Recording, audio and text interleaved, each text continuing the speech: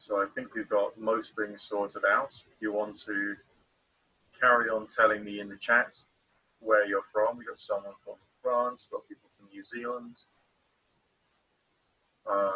Yeah, people have said they can see the PowerPoint, which is great when I do the screen sharing. Eager to get started.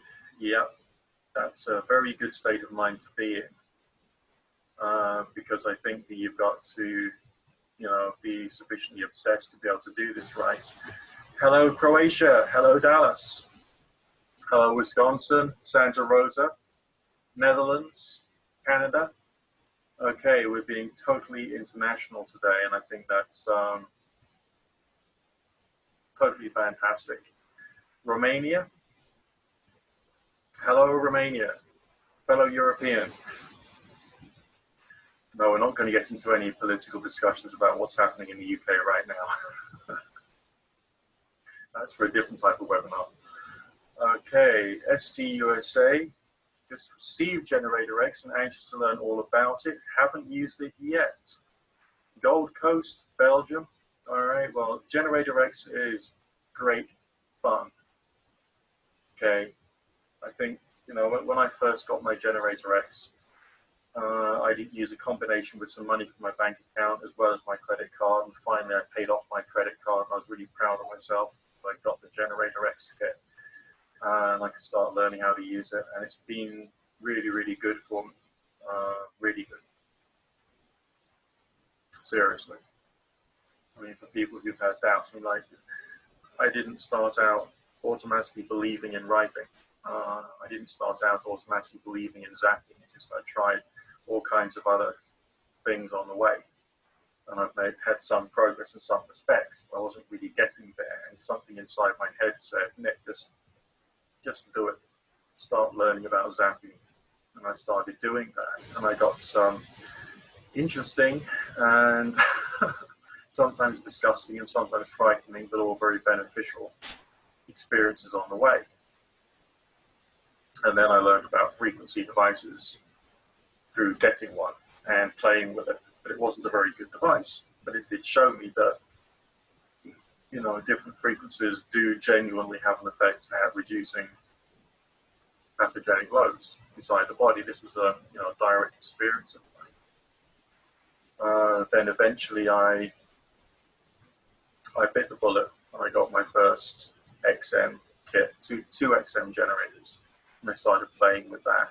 The first time I ran a frequency set that was supposed to kill yeast, right? I had a TENS pad on my right wrist, one on my left ankle, and I could taste dead yeast coming out of my lungs.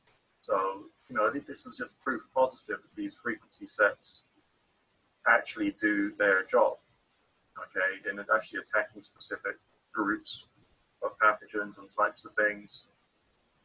And then it's just a question of looking deeper and deeper and deeper and deeper into the subject. And essentially that's what biofeedback can help with. Because like my personal experience is demonstrating quite clearly in a very clear-cut way that the right frequency will kill the right pathogen. Okay, direct experience proved that. But then it's a question of trying to increase your accuracy and trying to have the frequency sets that's right for you personally. And that's essentially what biofeedback is all about. Now, I don't know if anyone else is going to come into the room, whether I should wait a few more moments. It is now 9 o'clock, and I will probably start talking. I don't know whether I would have time to be able to demonstrate straight from the software after I've done the presentation itself, but I've got my Spooky2 software loaded up on this computer, and I've got my Generator X plugged in as well. So I should be able to show you live, okay, some of the operations, potentially. You know, this is like, it's a linear experience. We just have to see how the presentation itself works out. So how many participants have we actually got so far? We've got 47 participants right now. The number is not like going up exponentially. So what I think I could do is actually start now. Would that be okay? Does everybody here want me to start now? You know, give me a okay in the chat if you'd like me to give it a go. Okay. All right. I'll try and explain to you as I go along how it all works. There will be a question and answer session after the presentation itself, but let's start from the top. Okay, straight to that. Click share. Boom. Okay, this is the idea is that we're splitting biofeedback up into two separate presentations, of which this is one, and we'll be having another one shortly. That's essentially the idea. Biofeedback itself is when you're asking your generator and your computer what frequencies are up in the body, what is wrong. And I've done some biofeedback scans of one type at one time for like one purpose.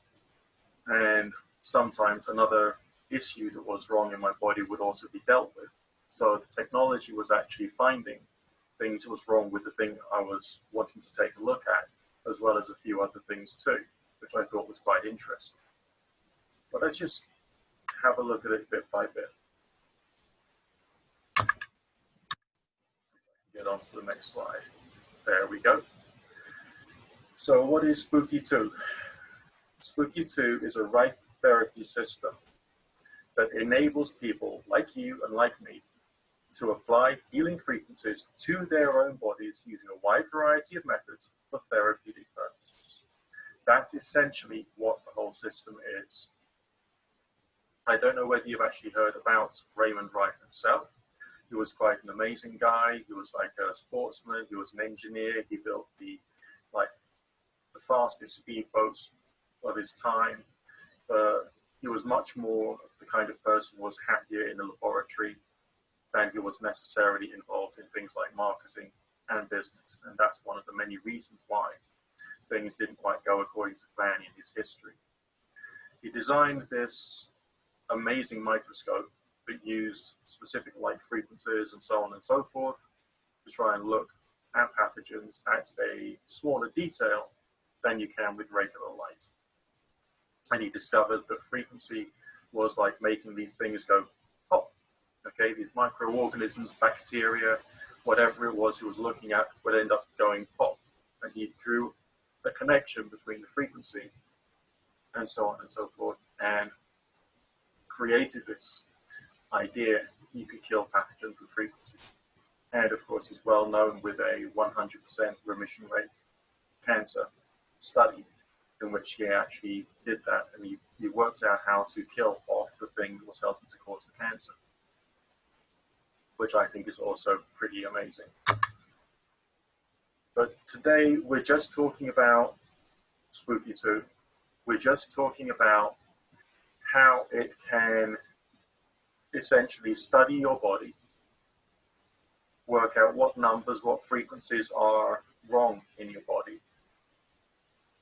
and also to help you to use this technology and to feel comfortable using this technology, okay, so that you can use that as part of your general wellness or to treat a specific issue. So what we're talking about today is your types of scan, including the pulse, the generator X, as well as how to apply the TENS pads to your body. A few of the settings, which I'm going to go into sufficiently so that you'll be able to essentially use it well enough for yourself. And what angle is about, what current is about, what angle and current together can be about, which should give you the basics 101 as to how to use this. And then the rest has to be up to you through further research, further study, and of course experimenting on your own body, which is of course the fun bit, really. All right, so each method works in different ways to help find the frequencies your body needs.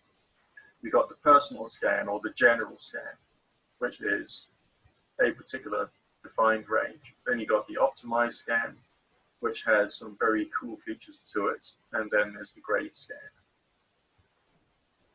We also have high frequency scanning in the software, and we also have fast scans, so that you can do these things quicker if required. Okay, so the personal or general scan, as it says here, performs a frequency sweep over a user-defined range. So there's a range of frequencies, which is like preset in the software. But then you can change that if there's a particular group of things you want to take a look at, taking into account what you've read, what you found out, and so on and so forth. And the frequencies that provoke the greatest response, bam, okay, the greatest response, they're the ones that will be reported and will appear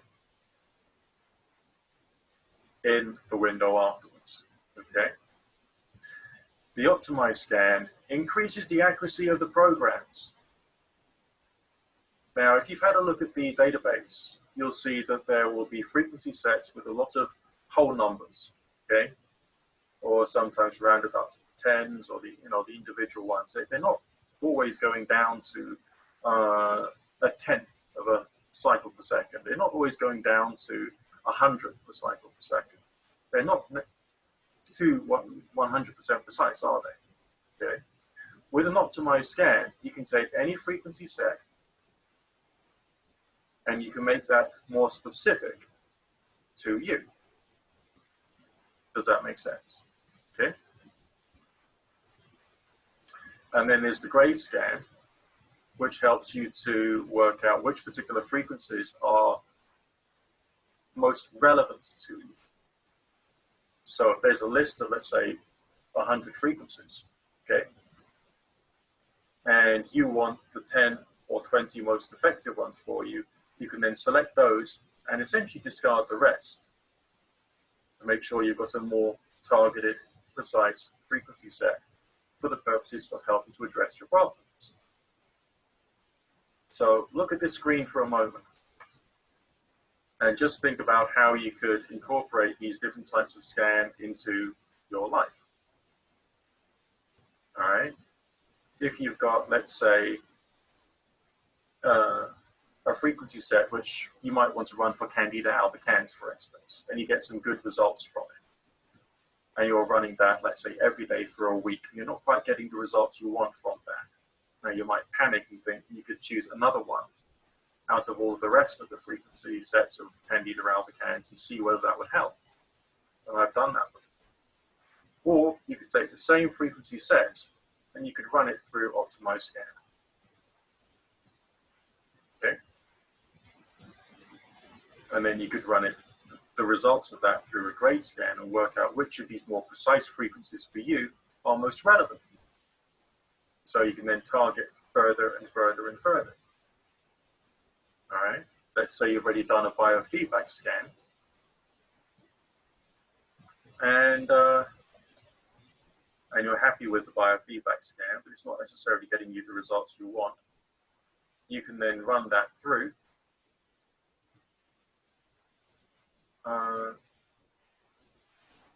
the grade scan or the optimized scan. We've got someone raising their hand. We'll come back to that in a second. Is it okay if we leave more of the questions and answers to the end? Because this is a relatively short presentation.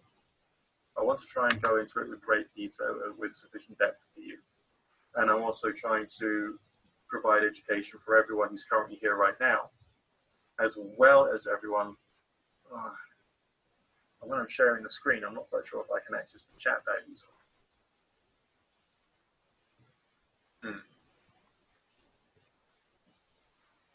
See if I can try and do that for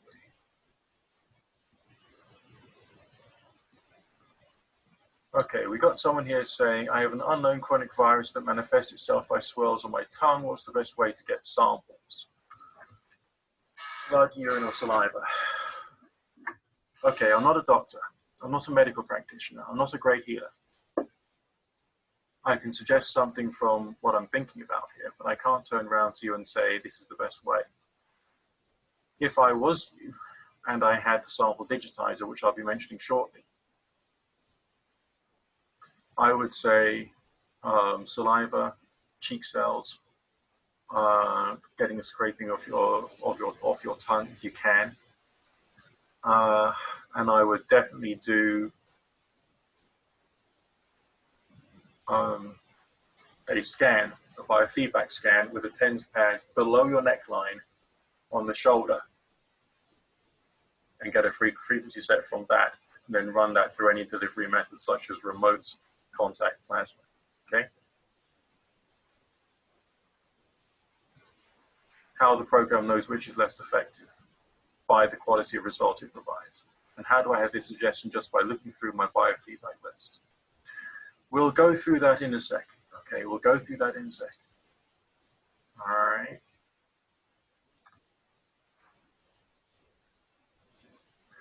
All right, now let's get back to system requirements. Basically, get yourself a Windows laptop. That's pretty much it. The vast majority of Windows laptops will work. You can keep it offline and just do what I do if I've got it here somewhere, because I just use a memory stick to update the Spooky2 software when a new release comes out. So I can just download that on my main computer I use for work, and then I can take my memory stick, I can put it into the laptop which is offline, and I can update. Okay. Okay, types of generator. We got the little blue one and we got the little silver one. They work in different ways. Okay. The generator X is capable of much higher frequencies and is much closer to what Raymond Wright himself actually did. And it also benefits from quicker biofeedback and does biofeedback in a different way using angle and current. The XM generator requires the pulse unit in order to do the scanning. Okay? Because the XM generator doesn't have any scan function built into it. You need to buy Spooky Pulse, which should come in your essentials kit when you get it. Because that measures the heart rate and heartbeat strength when your body reacts to a frequency. And it's quite a good way of getting into the problem. One thing I will say about the XM generator pulse biofeedback is that it's quite a good treatment in its own right. When the very first time when I got my Spooky kit, I thought, I'll give biofeedback a go. I'll use the XM generator, I'll use the pulse feature. And because the XM generator takes your body through an entire sweep of frequencies, it's like doing a frequency sweep which kills all pathogens in your body, or attacks, eat all pathogens in your body. And I got the most extreme Herxheimer reaction. 2 days later, I was passing all kinds of disgusting things in the toilet bowl. It was like, intense. This is a treatment. The XM scan is a treatment which really does attack pathogens in your body. This is a fact from personal experience. So if you've got the XM generator, try and do scans regularly for a couple of different reasons. Number one, you want your scan results. And number two, you want the benefit of doing a bit of cleaning on the way. Now, the generator X needs the TENS pads to connect to your body. It doesn't need a pulse unit, but it measures whether something is up in terms of frequency disturbance in your body through the current going through your body and how strong that is and how that's been affected at different frequencies, as well as essentially how fast the signal is going through, which is called the phase angle. Okay, so if you've got a wave that really should be arriving at the destination there, and hey presto, it arrives there instead, there's a reason for that. And that's pretty much what angle is about. So doing scans based upon current and angle and current together will yield different qualities of results, which is also another important part of your toolkit. So this particular slide goes into the two generators and what they can do. The generator X is essentially two Spooky generators put in one box. Okay, So you've got 4 outputs being 2 generators together. Now there may be 4 little output bits on the XM generator, but 2 of them we don't typically use for our purposes. So essentially we call it a generator which has got 2 outputs. The XM generator goes up to 5 megahertz. The generator X goes up to 40 megahertz. Okay? I don't think you can say one is better than the other because essentially they're 2 different tools that work in different ways. And I use a combination of both of them in my regular practices to look after myself. There is the standalone function, so you can load up onto the generator X a pre-existing scan results you've done, or some existing programs, but it won't allow for things like feathering and wobbling and sweeps and so on and so forth. Okay, it's just a pure, straight, singular frequency in any waveform for any particular, what we call shell, okay, which I'll come into shortly if you don't know what the shell presets are about. But you can put those frequency sets with the same duration per frequency onto the generator X itself, which is actually quite cool. Okay, with generator X, you can do a very fast biofeedback scan. Even the regular biofeedback scans are faster than with the XM, a lot faster than with the XM. Right? You can do scans which take 6 minutes. If you adjust the settings on the regular or the high frequency scan, you can get that down to 5.5 minutes less, depending upon what you type in to some of the settings. And it can be quick, and that can be useful if you're incorporating the results of your biofeedback, let's say, by example, into the Morgellons-Online protocol or the cancer protocol, which is within the software.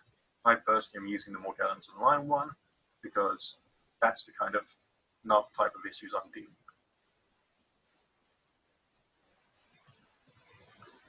with. Okay, modulation between any waveform up to 5 kilohertz gating any duty cycle.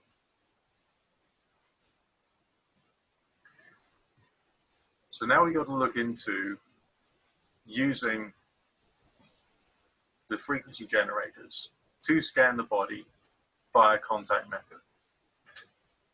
And contact method essentially means using TENS pads to the most part. I have done some biofeedback scans in the past with the hand cylinders. I've spoken to someone recently who's doing an experiment to see whether they can do workable biofeedback using the conductive socks and gloves. But essentially, you'll get much better connection to your body using adhesive TENS pads than you would with any other method.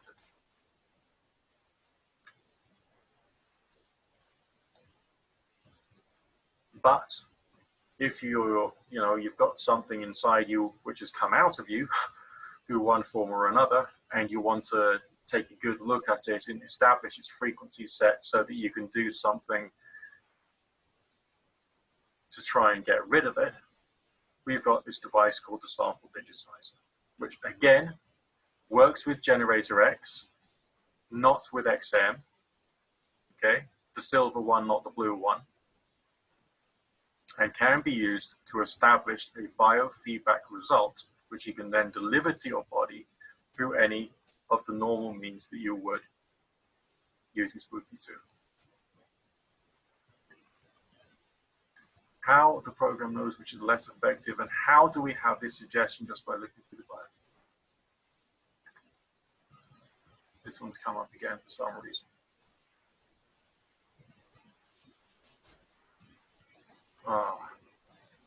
I'll work that out later. Okay, we'll discuss more complex things in a moment. Now we're moving on to the next bit of technology, which I've also played with. The scaler device from Spooky2 with an extra component called Scalar Digitizer, which plugs into the Scalar unit, can give you biofeedback results without you having to be connected to a machine.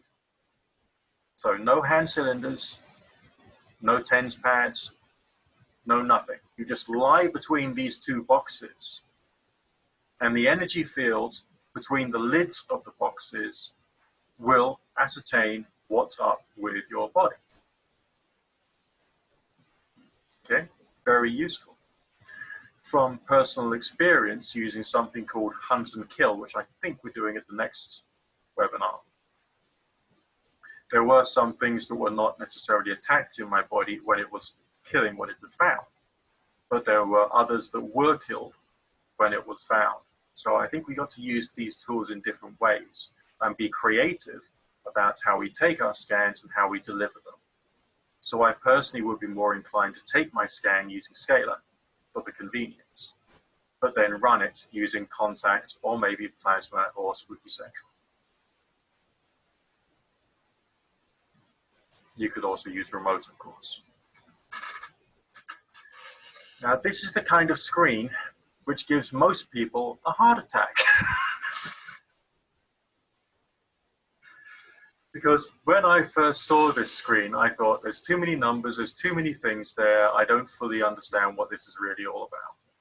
Okay, we got some more things coming through on chat. Let's see if I can open that, if that's going to work for me.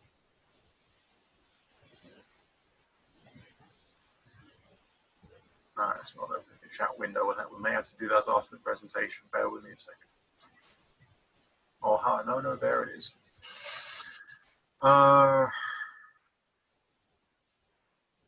Why do you say keep your laptop offline? You don't have to. It's just it stops you from having Windows updates, which could affect the scans themselves.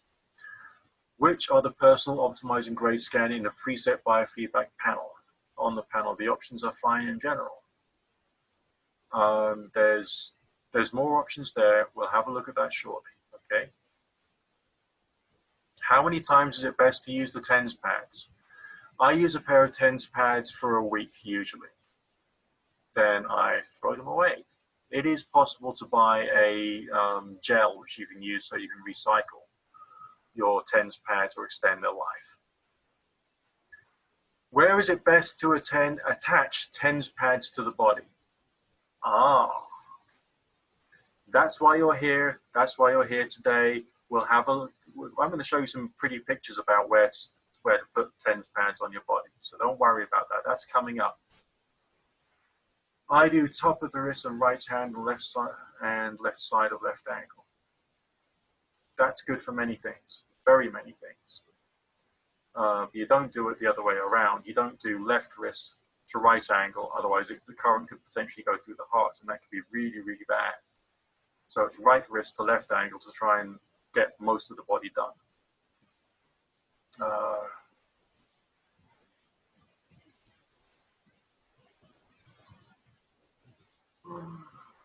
Okay, we'll get on to the rest of the questions later, as that chat is suggesting. Okay, but look at this screen for the moment. Look at this screen just for the moment, and let's have a look at the important bits. Okay, the first most important bit is immediately underneath the words biofeedback scan. What does it say there? It says log name. You will want to, at some point, use the software to develop a deeper analysis of the information that's come up as a result of a scan. You will want to do that. Yes, you will. Yes, you will. Okay? So you've got to be able to find that specific scan result. So you type in a name and a date in that box where it says log name underneath biofeedback scan.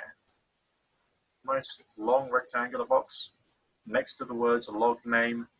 Use it. Really important. If you don't do that, it'll be lost with a string of like digits, and you'll think like, I didn't know which one's which anymore. Okay, it'll get more complicated for you. So give it a log name. I'm going to be honest with you, I took this one particular screenshot when I wasn't doing a biofeedback. That's why some of this is grayed out. Okay, some of the letters are in black, some of them are in gray. Okay, but essentially you can still see them, and that's the most important thing. Now let's go down through the list. On the left-hand side, you've got start frequency and finish frequency. To the most part, I leave that be. Okay, sometimes I may want to adjust it because there's something in particular I've researched, and there's a particular frequency range I want to take a look at. But that's normally kept the same. Underneath that, you've got initial step size. When you've got two options there, haven't you? One that says 100 and one that says 0.025. Now, the 0.025 is a percentage. Okay? It's not a quarter of a 1%, it's a quarter of a tenth of 1%.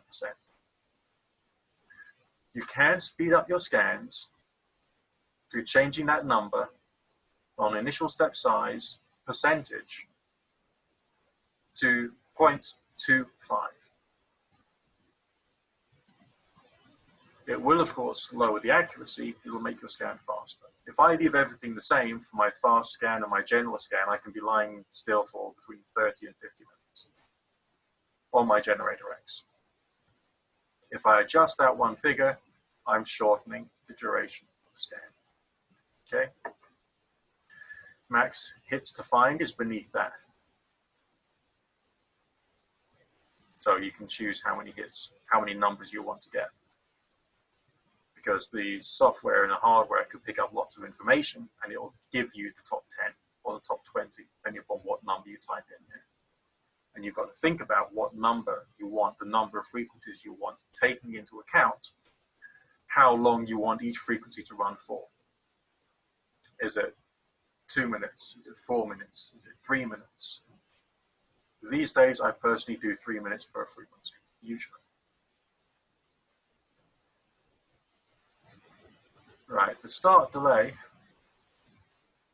that's the number of cycles it will do prior to you starting out, starting to scan your body. So that gives you a moment to get comfortable in bed or on your chair or sit down reading a book or whatever. If you're doing an XM scan, it's a very different kettle of fish. You've got to be very, very still for a long time. Then beneath that threshold, now that number there, 0.01, that's a very, very small number. Okay? If you were to increase that to 0.1, you would again increase the duration of you would reduce the duration of your scan. But again, you'd lose some detailed information there. So you'd be less likely to get total precision for your frequency set. It would still be a good frequency set. It would just not be necessarily as good as you would like it to be, maybe. You have to experiment on your body and work it out. Now on the second column, we've got this word which says detects. Can you all see that? Okay. As you go down that second column, you'll see some grayed out letters which will say angle, current, and angle and current. These are pretty important. Okay. If you click on angle, it will give you results based upon phase angle. You will get quite a lot of results with that. If you click on current, you will only get results based upon the current going through your body. And finally, if you click on angle plus current, you'll have a mix of both of them. To make life easier for myself, I usually do my scans based upon angle and current. But what you can do, and this is where the saving a name comes into it, in the log name field we mentioned earlier on, underneath the words biofeedback scan. Okay? Because you can do a scan based upon current, and you can then open it up using the Analyze button on the bottom right-hand corner of your screen. And you can then select it, and you can then look at it via angle or angle and current. You can then create a chain of these frequency sets. You can remove duplicates. and then you have a longer but more accurate, more beneficial scan for you. Do you see how that works?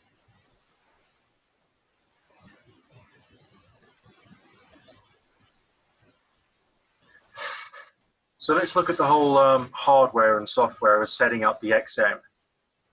Because the XM, the blue generator, it's good fun, more affordable option for many people. I like it. I do like it. We'll start off with the pulse. Plug it in and turn on the generator and then the computer. Boot up your Spooky2 software. The green light on the pulse unit will be constant. So the green light just shows you it's on. The red light will be flashing at your heart rate when you've got the little green rubber bit over your finger with the wire hanging down on the outside. Okay, wire hanging down on the outside, but with a little green thimble on your finger, or the ear clip on your ear.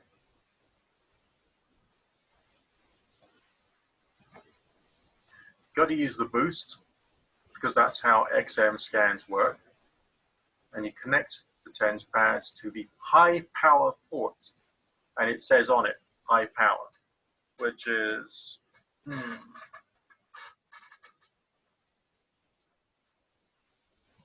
that one there.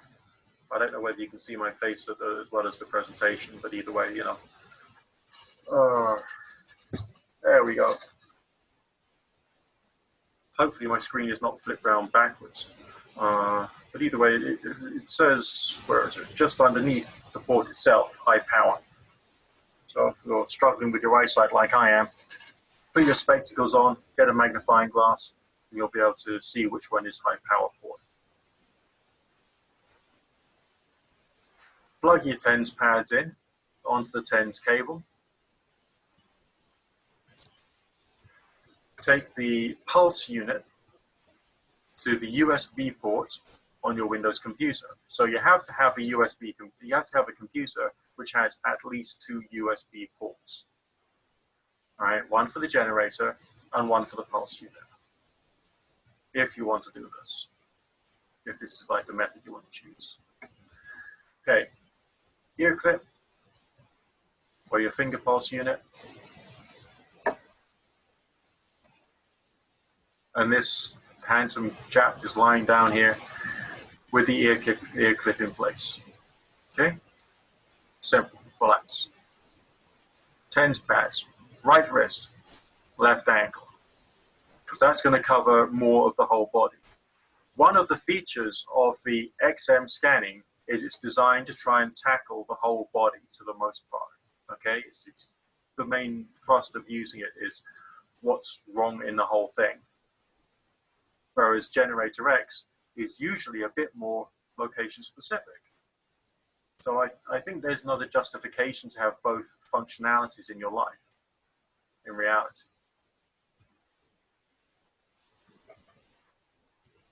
Okay, this particular screen is made up of, as you can see, 3 cuttings from the screen, from the software itself.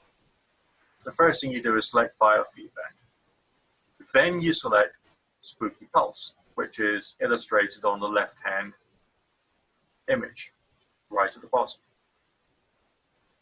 Once you've selected that, you can then select General, which is illustrated in the middle image I've taken there. And then we need to have a look at the type of scan you want to run. Okay? A half scan would be half a scan. A quarter scan would be a quarter of a scan. That's more or less all you really need to know about it. Right. But then you've also got general purpose and grade program. I've mentioned the grade before. I've mentioned the general or your personal scan before, and also optimized scan.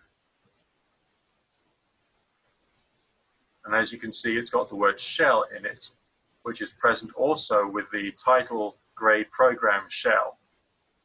Okay, because that's something which defines the settings for another frequency set you're going to put into the software. I think that the word shell is, I mean, I'm not sure, so please, I just read this somewhere.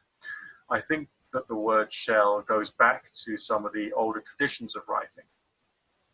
And someone said, we'll use this word to mean some settings or some presets of the settings, so that we can then use that to make life in the process of doing writing easier. That's what I think happened there. I don't know. Maybe John's going to have a chat with me afterwards and explain.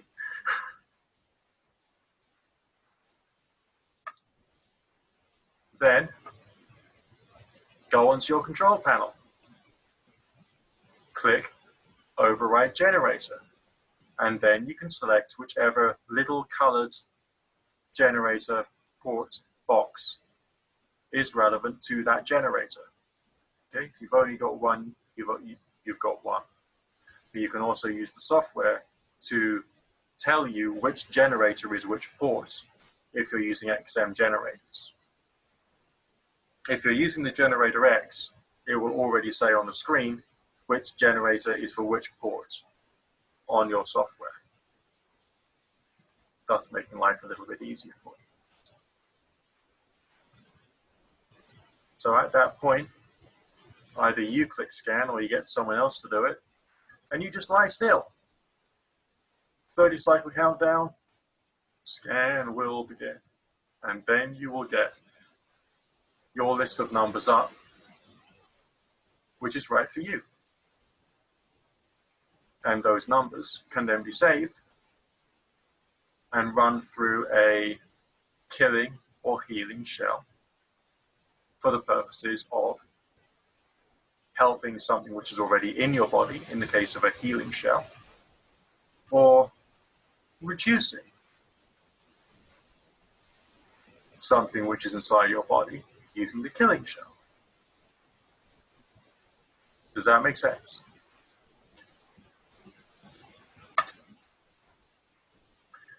So when it's complete, you're going to get a list. It will just appear on your screen, on your software screen.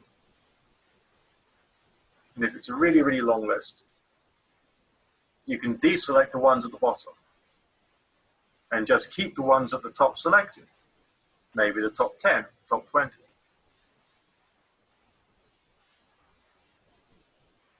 And then you can save.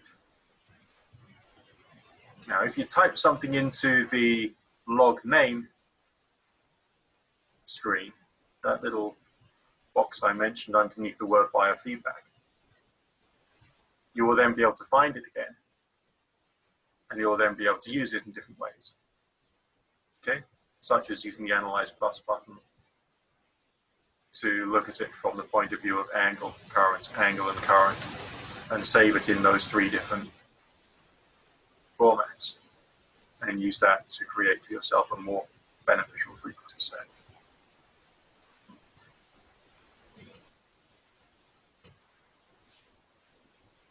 And that's what a selection of scan results could look like. These are quite high numbers. I think these are from a Generator X scan. But that's what it is. You keep the ones you want, the ones at the top, the ones at the bottom maybe you want to get rid of, or maybe you want to keep the lot. That's up to you. But maybe you don't actually want a frequency set that's longer than 10 or 20 frequencies to the most part, so that you can run that by contact in the morning when you're reading the morning newspaper, and also in the evening before you go to bed whilst watching a bit of crap TV. So it can actually fit into your life.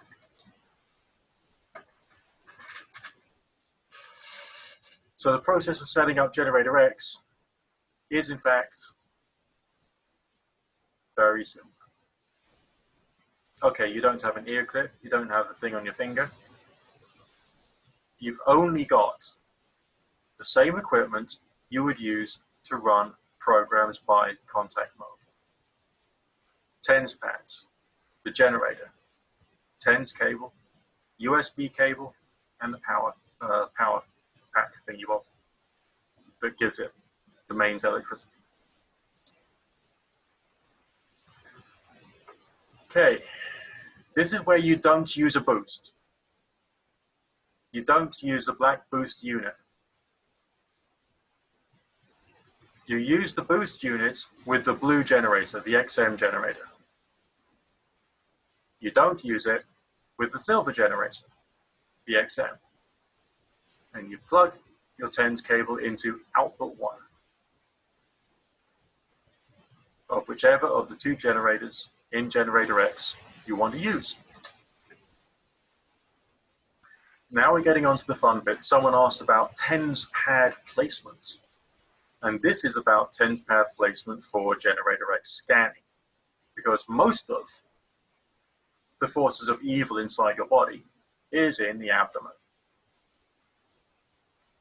Okay, most of it is. So you can scan the abdomen, left side, right side, and that will get most of it. So you get a pretty good picture of the whole body's muck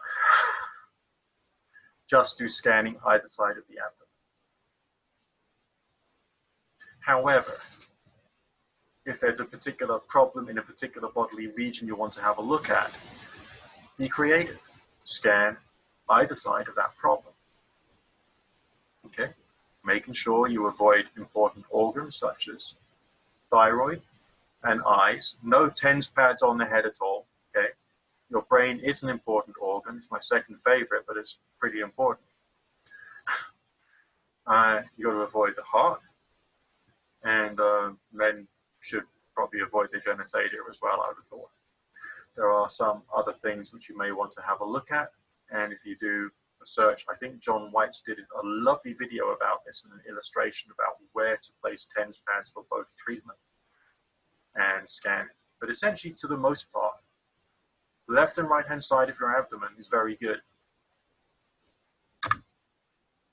Now, I'd like to encourage you to either get out your phone camera or maybe you want to use the print screen button at the moment, because I've got a couple of screens here. This is the first of 3 screens about different forms of TENS pad placement for treatment, as well as for specific problem scanning. All right? So there's abdomen, calf pain, shin pain, and lower back.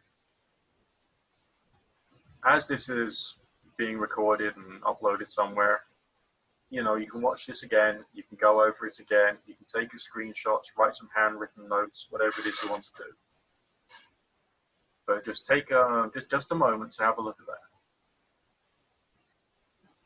Should give you a feeling. I mean, to the most part, it's a bit more commonsensical once you've realized that the generator X will scan well when the pads are a little closer together than with the XM generator. Does that make sense? Okay. Let's have a look at the second screen. If you know someone who's got sciatica, there's regions you can take a look at there, either side of the spine or moving down the leg where the problem is. Upper back, left and right hand side of the area, or for above and below the area. Elbow, either side of the elbow. And you can see which place for the hips and glutes. Knees, rear thigh, quad, shoulder.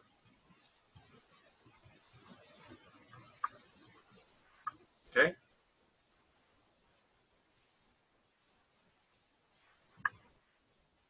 So from this, you can see that for localized problems, you can get a reasonably good detailed impression of what particular frequency sets are not quite right, that need work.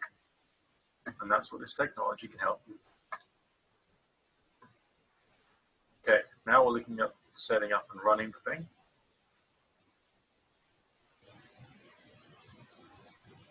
If you turn on your generator first, that's the best. Then you can turn on your computer. Then the computer will recognize the generator. Then you set up the software, and the software on the computer will recognize the generator. It's not advisable to start off by turning on the computer than plugging in the generator. You can do that. So it's just not as good. It's much easier and quicker to do it this way. You can then select in Biofeedback, Generator X. And then on my little right-hand image there, you can see there's all the different types of scans you can do. Of which for myself, I would normally do high frequency, general biofeedback, or fast. I could do general biofeedback with baseline, I just haven't quite got around to it. Okay, that's just not my thing, I just haven't done that. But we've got grade scanning in there. We've also got hunt and kill, which is a very good treatment I do periodically, and scan and run, which are two different types of things. And we'll have a look at that in the next presentation. Okay?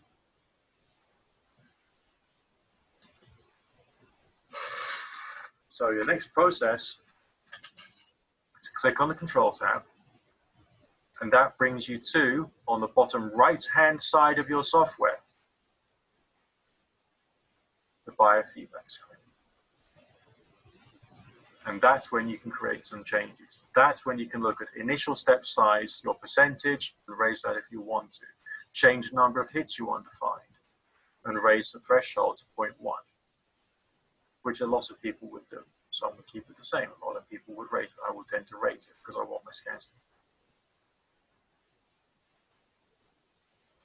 Now on the right-hand column, it says calculate using running average or peak. I've had some pretty interesting experiences with both. And I haven't, to be honest, I'm just going to be honest with you, I haven't really researched which one would always necessarily be best out of those two options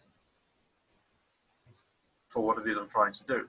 I tend to leave it on running average. I get some wonderful, beneficial results from that.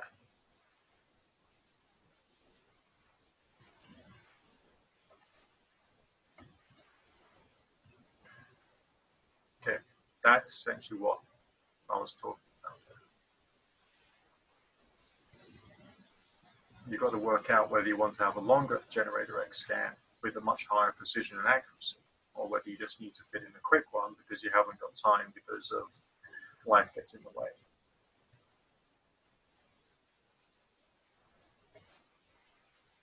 All right. Given a quick mention of angle, current, and angle and current before, I choose angle and current every time. Why? It provides me with more hits, more reliably, and there will be good results for my body. Sometimes I can do a scan based on current and I'll get nothing coming up in the window. But, and this is the important thing, if I typed in a name in the log name box, then I can find the scan and I can use the Analyze button to analyze that scan from the point of view of angle and current and get the numbers from that without having to do another scan. So typing in the name into the log name box is a good way of saving time for later. You know, hopefully that makes sense to you. So clicking override generator and then open the generator you want to use and then click scan. Now the fun thing about doing a scan with Generator X as opposed to XM is that you can do it whilst you're watching TV. You can do it whilst you're reading a book. It's okay, it doesn't matter. It's best if you're as relaxed and rested as is possible. But it's okay to do these things whilst doing something more creative. When you're doing an XM scan, Generator XM with pulse, lie still. No ifs, no buts. Still, still, still, still. Lie still. No movement. Okay? Generator X, read a book, watch TV. It's okay.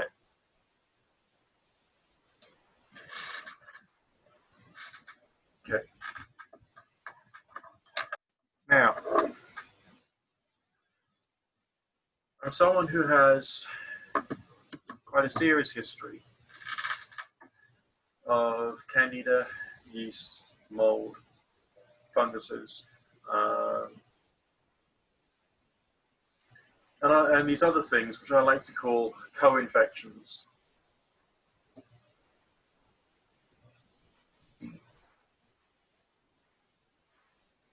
I found it incredibly useful to get involved in bioelectric therapies, especially life. And if you, let's say, were to run a frequency set for mold killing,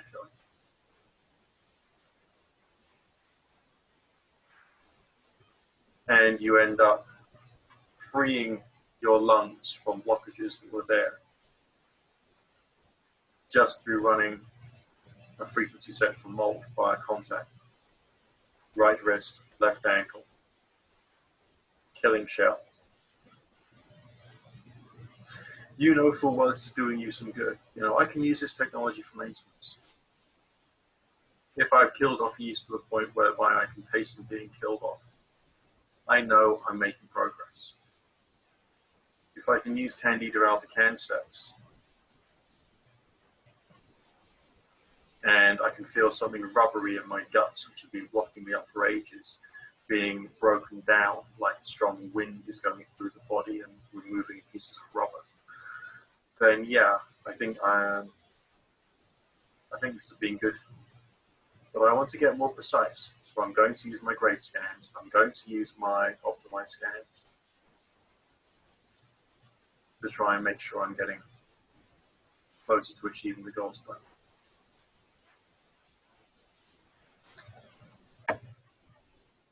So, a great source of information from you will be Spooky2videos.com. Definitely go to spooky2-mail.com and read the blogs. One great thing, okay, about Spooky is that anything that you can ask about is available on Google, because Spooky2 has put out so many blogs. And you can search, and you will find the answer to your question if you search with the term Spooky2 in the title. That's all you've got to do. Okay, but go to spooky2-mail.com/blog index, and you'll come across all of the information. And join us. Join us in the Facebook groups, because it's cool. And if you want to buy yourself a kit, either XM or Generator X, great places to go is spooky2.com and spooky2-mail.com. I recommend it, definitely. Especially if you're someone like me who's got candida or mold or co-infections and you're working through stuff. Okay. So now we can get on to the fun bit. This will be the Ask Me Anything bit. And I will try and get out of screen sharing. You are now screen sharing. Stop screen sharing. I'm going to stop screen sharing now so you can have my ugly face. Okay, about the actual biofeedback scan. Yes, please be considered and ask questions.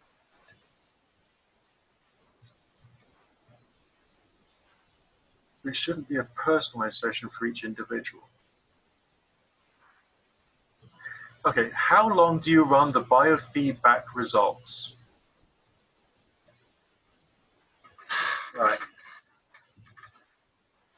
How long do you want your frequency set to be? When can you fit in running your frequency set via contact or plasma? Okay, you will want to use remote, definitely. But the way I use remote is between the sessions. So I can do an overnight session of something. I'm doing Morgellons and Lyme at the moment. So that's overnight, via contact, because I just prefer it. And then during the day, I've got the same frequency sets going through via remotes, just to try and, you know, reduce any possibility that there is going to be some, doubling time, and these things are going to grow back during the day. I want to make sure my next killing session is going to be good. With a lot of people, they want to do, let's say, 1 hour or 2 hours at the beginning and end of the day. So if you've got 10 frequencies and you're running them for 3 minutes each, that's a half an hour frequency set. So you can run that once via contact in the morning and once via contact in the evening if you want.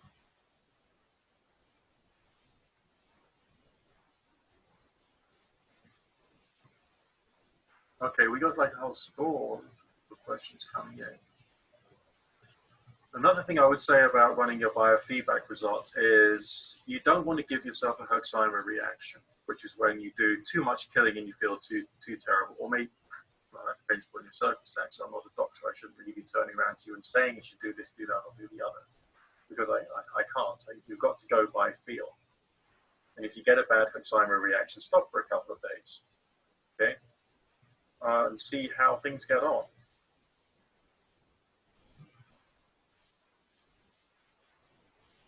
Is there somewhere where you can know what all the letters stand for next to each program? E.g. or i.e. JW. Well, these things are written by people and they put their initials after them.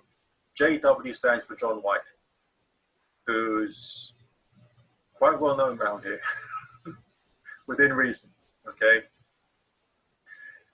So those letters after each name will refer to a particular person, a particular expert who's done all the research, done the experimentation, has looked back over all the past papers and thought, okay, this is the setup we're going to do, and I'm going to have my initials after it because I'm the one who's created this thing at the moment, which I think is best based upon everything I know. JW stands for John White. Will you cover more on grade scans and optimized scans in the next session, please? Well, we can talk a little bit more about that now. I don't know whether I can share the screen for the software itself, but I could actually just, possibly even today, set up a scan and show you how I would do it. If I can work out the technology so that you can see what I'm doing. Obviously, we're still in coronavirus lockdown, so obviously I'm not here face to face with you. Is there somewhere you can know what we've done that one now? I still don't understand how the results are run. Okay. To which I would then have to ask you, do you know how to run a program? Okay. You run a program through firstly selecting the shell, which defines the settings for the output you require, and also the function. So let's say you want to choose killing CJW. The C would stand for contacts. The JW would be John White. That's John White's contact mode designed for killing. You select that first. Okay? Then you can go on to the Programs tab. Type in your search for a program which you think is right for you at the moment. You can then select it. And then you can go to Override Generator, select your generator box, click the Start button. That's how you run a program. Okay? How you run a biofeedback is you will have saved the biofeedback. Whether you got your biofeedback from Scalar, Sample Digitizer, Contact, it becomes a program. So that's good. That's a wonderful thing. So if it's become a program, you then run it just like a program. Start off to go to shell empty presets. You select the shell, which defines the settings. Just select it. The moment it's highlighted and selected and it's blue, that's it. Your settings page has been changed and adjusted for you. That's perfectly all right. You then go to Programs. Type in BFB, because those will be the 3 letters you'll want at the beginning of your biofeedback scan, okay? BFB. And all of your BFBs are going to come up. Every single one is going to be there, okay? All together, all friends together, okay? And you click on it. You click on it until it comes down into the little box below, which says, hey, that's been added to your chain of presets you want to run. Or maybe it'll be there all alone, if that's what you want. You can then go to your control panel, click overwrite, click your generator box, click start. Now, if you're feeling a little bit more advanced and confident, before you've gone to the control panel, you can go back into the settings page and you can adjust it. And you can add a little bit of variability to the frequency. And we call those feathering and wobbles. And that will make it potentially more likely that the thing you're trying to address, the thing you're trying to kill, candida, the yeast, the mold, the spores, the co-infections, will get reduced. Okay?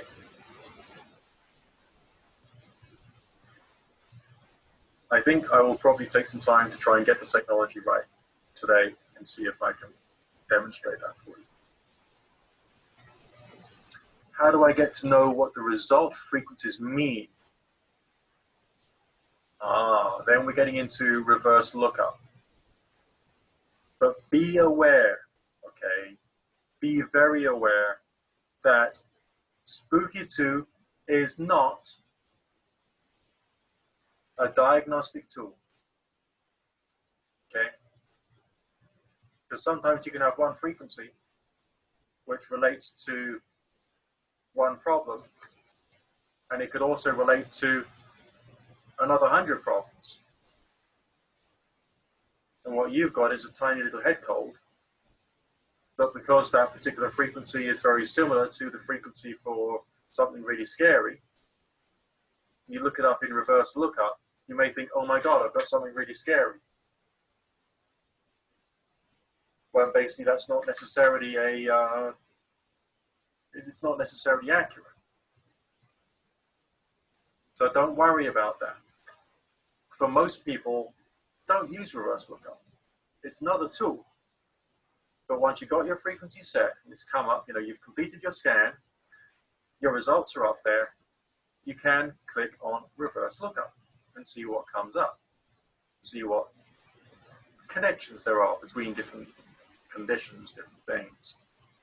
But everybody must remember and get this really ingrained through your being and your body, like letters in Blackpool rock, okay, right through you.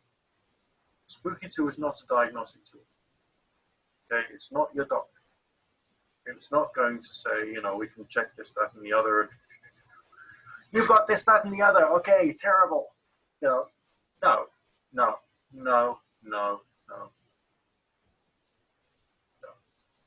Relax. Just relax. It's not beneficial to worry about that. I mean, once upon a time, I did a biofeedback scan. It was actually on the run up to Christmas. And I thought it was quite curious that it said that I had frankincense and myrrh in my body. And I thought, on the run up to Christmas, that's got to be good luck. How do I know whether to run killing or healing mode? Okay. If you're unsure, run it on a healing shell. The healing shell will still do some killing, but it's just not quite as harsh, especially on your kidneys, as a killing shell. But it depends upon what's wrong with you and how concerned you are about it. If I've understood this correctly, it is the frequency that does the work more than whether it is a killing or a healing shell. But if it's a killing shell, and you're running your frequency set through a killing mode, then it's more likely to be beneficial for getting rid of things which are nasty. That's the way I understand it. Does biofeedback scan also heal at the same time? I think it must do something. As I said, when I did the XM generator scan for the first time, it killed off things inside me. I got a Hertz reaction. I had flashing diamonds in my eyes. I was desperate to use the bathroom. I felt sick. I was dizzy. I was just, terrible. And of course, 2 days later, I passed all kinds of nasty stuff in the toilet. Now, the one and only thing that could have actually created that situation was that the frequencies going through my body during the XM biofeedback scan was killing things off. There was nothing else that I was putting in my diet, nutrition, exercise, sleep routine, anything else I was doing. I wasn't overdosing on this, that, and the other, or taking high doses of this, that, and the other. There was nothing I was taking that could have possibly done any killing, apart from the XM biofeedback scan with TOPS. So, but your question was, does it heal at the same time? I mean, does it like knit together flesh and bone? I don't know. But I have run the results of biofeedback tests, biofeedback which I've done using the Generator X on my abdomen. And I suddenly found that my lungs were improving. Now, I did actually do a reverse lookup. And one of the frequencies for COPD came up on it. Now, I don't think I've got COPD. There's no evidence of that. But it was interesting that it was doing something to improve my breathing. But I can't turn around to you and say in a clear-cut manner that, this particular problem you've got will become more managed or will become better because you're just running scans. My impression is that lots of regular, very long, boring pulse scans using the XM generator would be a very good therapy for all kinds of infections. But therapy rather than necessarily cure are two different things. I mean, there was one amazing story that was out there on the forums about this couple. This lady had got Lyme very badly. And with the help of treatments, Morgellons and Lyme protocol, as well as lengthy scans every day, she got better in 2 years. Or pretty much better. I don't quite know how to quantify and qualify that. I'm obviously not there. It's like the second or third, hand story. But on the other hand, I think that does show that not only was the Morgellon and Lyme protocol being therapeutic for her, but also there was something in the long, lengthy scans with the XM generator, which was really important. The scans with the Generator X are typically quicker. So I don't think they can necessarily get in as deep to a problem. So don't think about the scans, maybe think about running the results.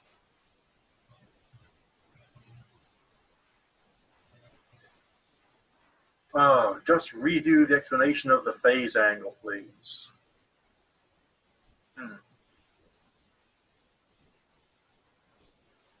I think I'll probably want to hand that back to John White sometime, who can probably explain it in a more articulate manner than me. But the way I would understand it is that, let's say you got two places in space, okay?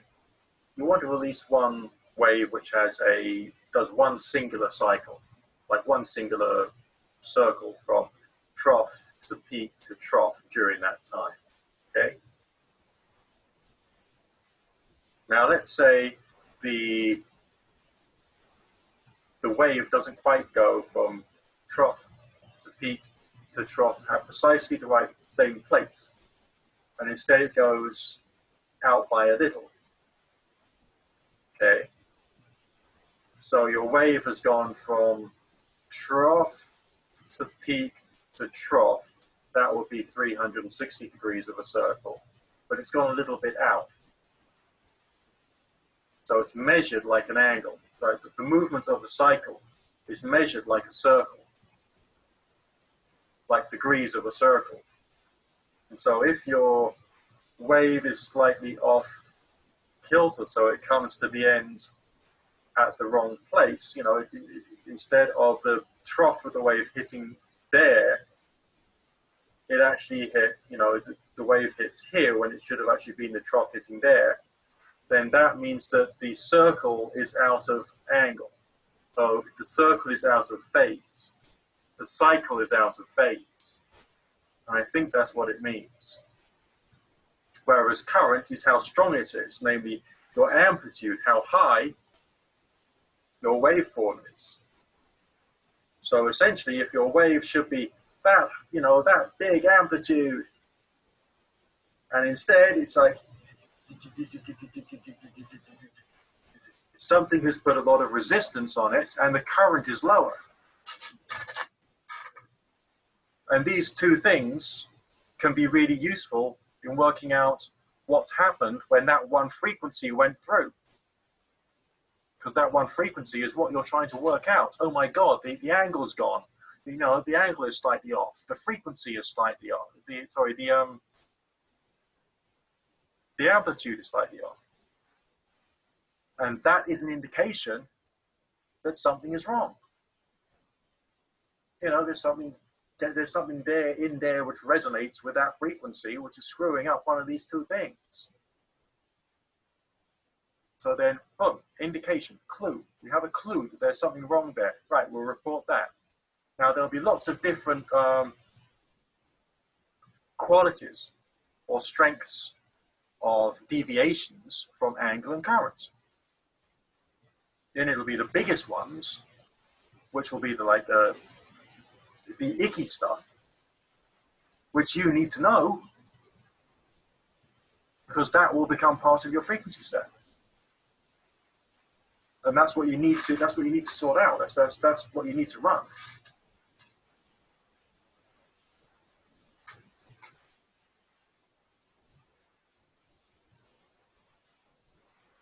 Okay, I'm extremely sensitive to frequencies and find contact way too powerful, and the new remote's way too powerful also. Oh, audio frequencies are strong for me. Running the hertz frequencies has a very powerful effect on me. Do I have any advice for someone like you could move forward?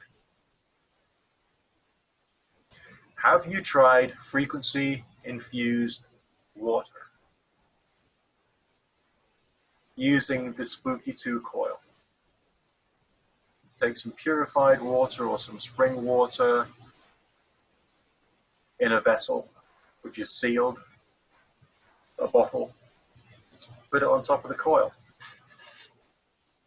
Run frequencies on it overnight. Drink it over the next day. That would be a possible way of doing it. Okay. You could have your generator in the corner of your room with the coil, with the BN side up. Okay. Running those frequencies you want to be treated with all the time, and have a bottle of water on that permanently. This is a suggestion. I haven't done much in the way of frequency-infused water on myself, you know, in my journey. I tend to go in hard and harsh for them. I use contact, I use plasma, I use remote, but mainly contact.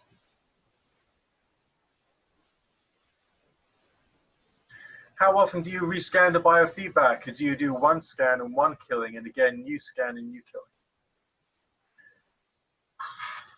Some people scan every day.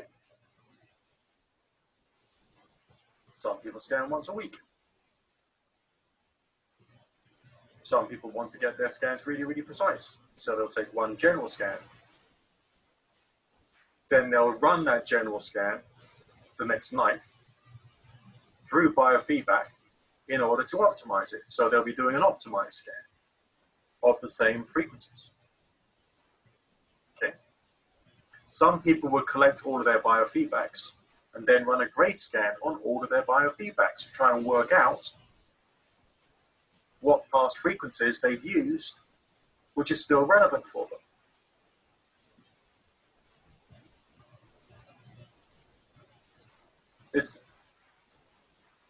I cannot describe, I cannot tell you, and I can't say that someone is a really, really good spooky user that we're all really proud of if they're scanning on a particular timetable. Okay? But usually, I think the once every 4 days or once every week can be about right. And I do vary it, because I got lots of things wrong with it. Lots of things.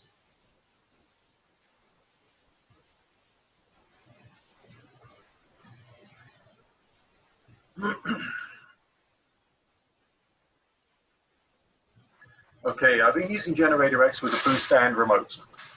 The results of it I've been getting are very interesting. I believe that the machine is extremely sensitive and picks up conditions very early.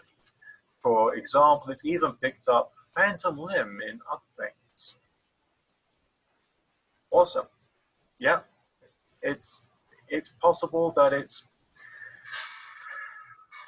I mean, when I was young, I used to hang out with all these, like, you know, weird circle drummy type, you know, people, and they'd say the whole of life is this frequency. And if you got an illness, then you got a frequency wrong with you. They talk about vibrations a lot, but none of them would ever buy a frequency generator, you know. But now we can have things like the Generator X, and I think it's picking up things inside me occasionally, which need addressing before a disease becomes manifested. As I said, I did that scan, and it came out with COPD. I don't have COPD,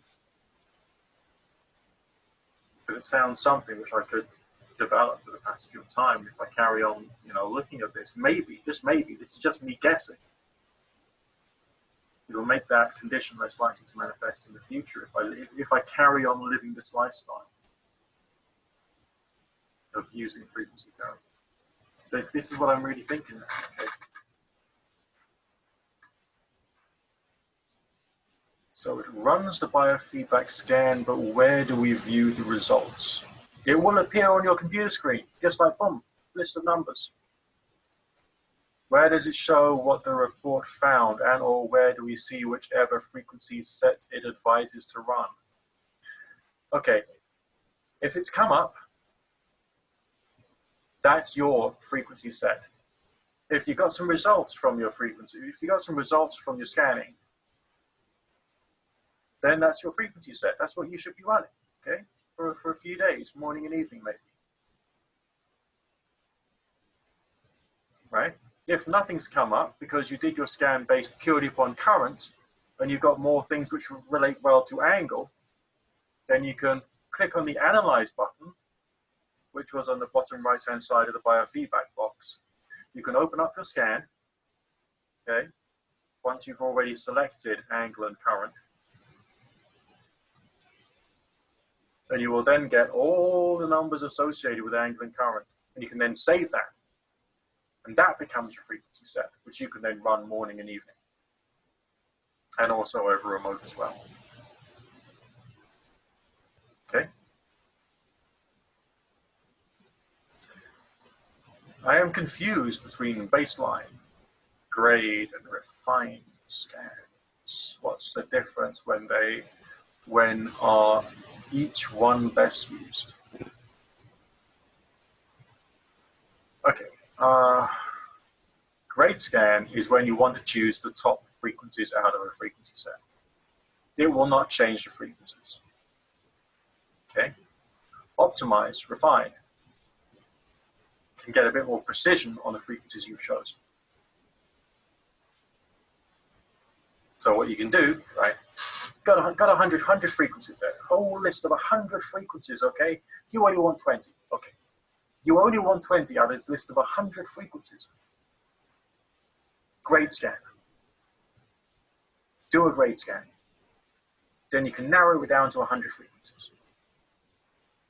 Then from those 100 frequencies, which will be like whole numbers, you want to get it more accurate. So you take that results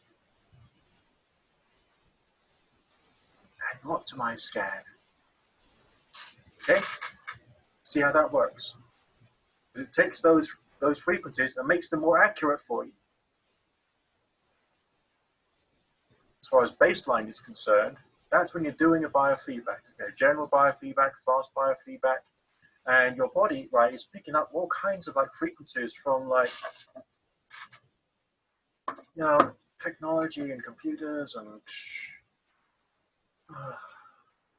the telepathy from the cat or whatever. And you want to try and reduce that. So you establish a baseline. Then everything which is like more reactive than that baseline hum of all of your Wi-Fi and your like 50 cycles per second buzz from the wires and cables in the mains electricity and the electric pylon over there and BBC Radio 1 being boomed in from over that tower over there. All that's like, okay, that's the baseline. We want to see the stronger signals, so that's why we use baseline.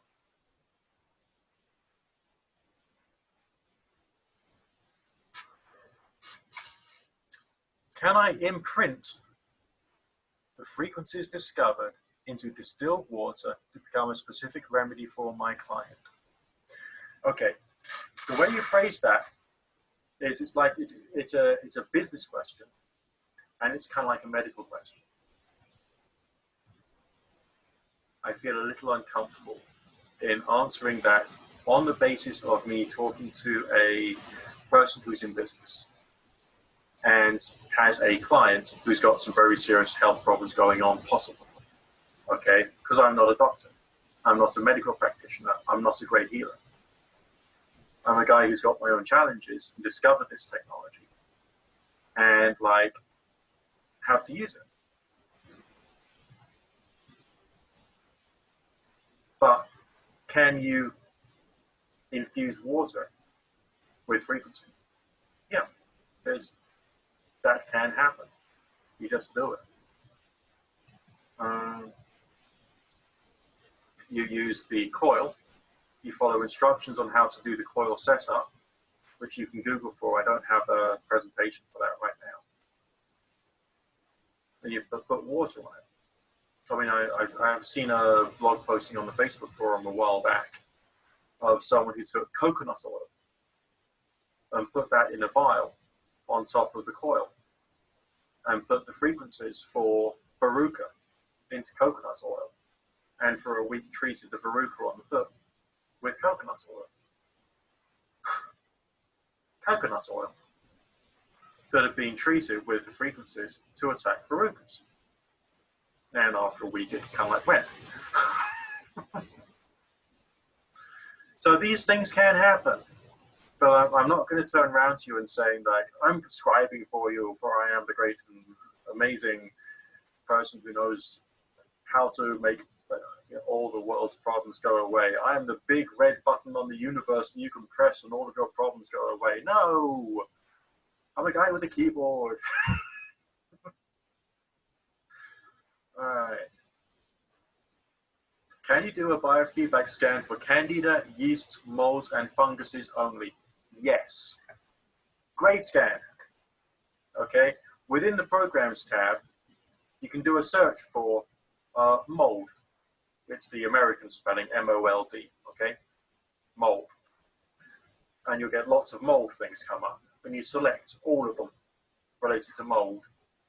And you grade scan that entire chain. It'll take some time, but you can grade scan that entire chain and get the most salient frequencies from that. Then once that's done, you can then do the same thing and type in candida. And there's all different types of candida, right? And there's loads of them to do. So maybe you want to split that up into sections. Like today we'll only do the candida out the cans ones, and tomorrow we'll do the candida whatever it is ones, and so on and so forth. And then you can build up lots of little frequency sets for candida. different types of candida. Okay, and then there's other ones there for yeasts and funguses in general. And you can do that, okay? Now, there is a justification to intelligently use what's it called? My brain's beginning to go. Reverse lookup. And that is that, let's say you've got a mold and you don't know what it is. Then maybe you can do a reverse lookup and just see creatively if there is something there which looks like it's the name of a mold. And then you see whether there's any frequency sets for that. Now, you don't approach this from, this is going to cure me. No. You approach this from, this is experimental. We're just going to see what happens. That's it. And maybe you want to try and run some of those frequency sets. And maybe in your settings page, you want to add like a bit of feathering and a bit of wobbling. Because you add feathers and wobbles when there's something inside you want to kill. But you don't add featherings and wobbles when it's like, it's healing of a frequency. So let's say my prostate is flaring up yet again, and I want to bring it peace and love and harm. Okay? Then I'm not going to add a wobble or a feathering. I'm just going to go straight in with the frequency on a healing show. You want to kill the mold, the candida, the yeast, the spores, the things going on inside. So that's what you do. Can you give an example for a first-time use for candida parasite scan, for instance, to do biofeedback? Then choose to kill or heal. For instance, would this happen on day 1? What about day 2? What would you do then?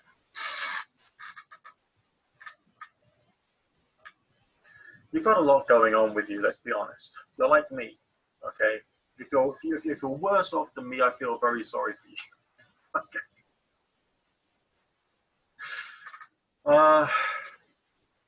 Have you downloaded the software and gone to the Morgellons and Lyme protocol folder?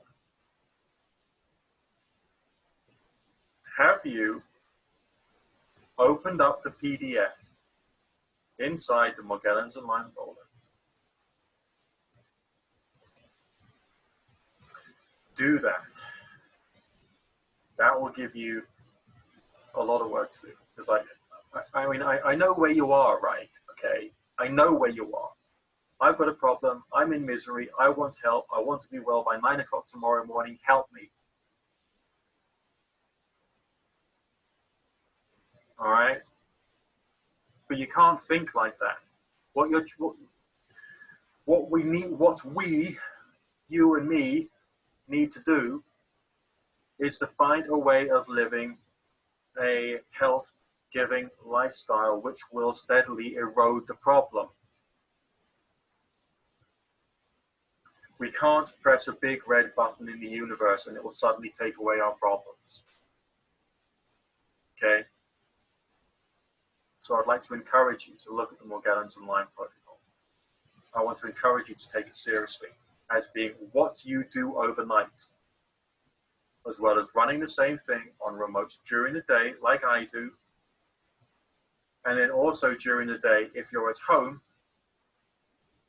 do extra sets for funguses, mold, candida, and everything else which is going on with you. And start to build up a culture in your life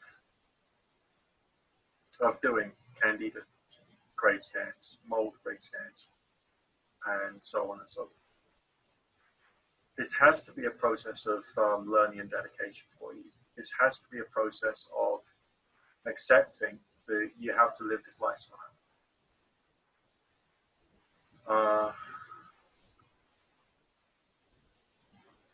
And it's not a question of,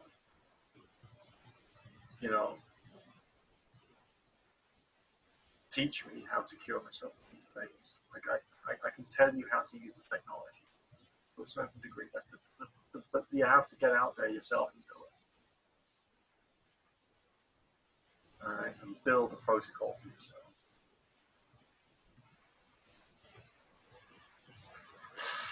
So the biofeedback scan basically does what's then.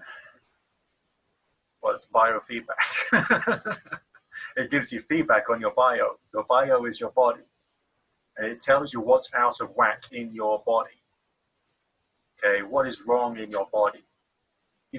Let's say you've got an infection, and it's the only one. In an ideal world, you've only got one infection in your body. No one's just got one infection in their body, okay? In an ideal world, from a scientific mathematical modeling perspective, okay, you've only got one. Then if you did a biofeedback scan, you would get results for that one thing.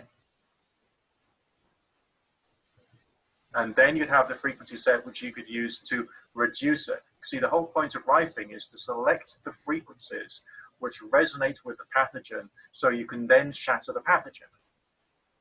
You break it open. It goes, oh.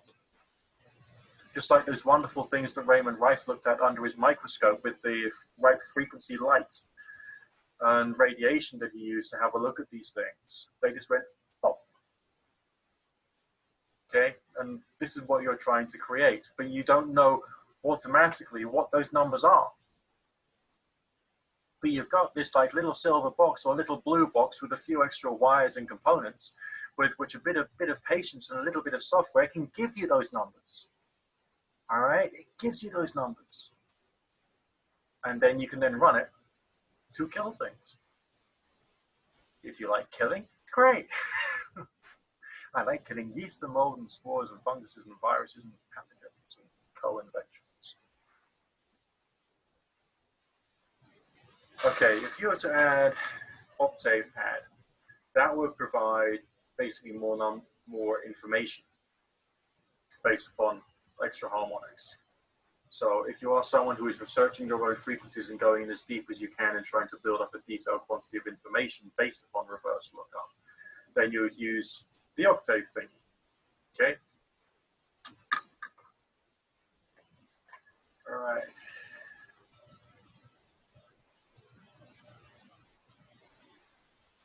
All right, we got someone here who says it's difficult to understand software. That's because you don't watch enough YouTube. One of the most important things you can do is go onto google.com or google.co.uk or google.nz, whichever country you're in, and you type in the words Spooky2, then a question. Any question. Any questions? And because of the proliferation and abundance of Spooky2 blogs and videos which are out there, within the first 10 results, there'll be something there which will probably either answer your question or give you enough creative ability to think things through to solve the problem. Okay?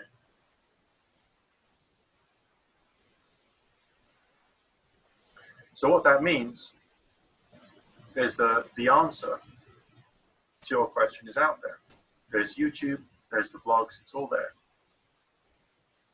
Okay, for bladder cancer, can I scan frequency from programs for that cancer? Yeah, sure.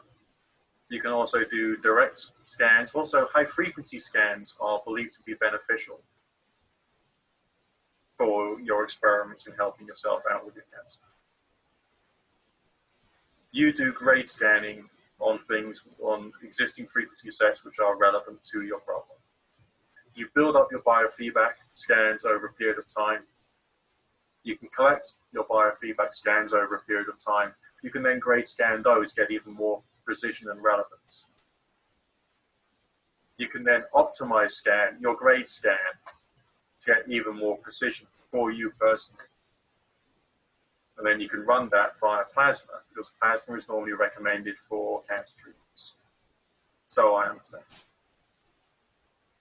Okay.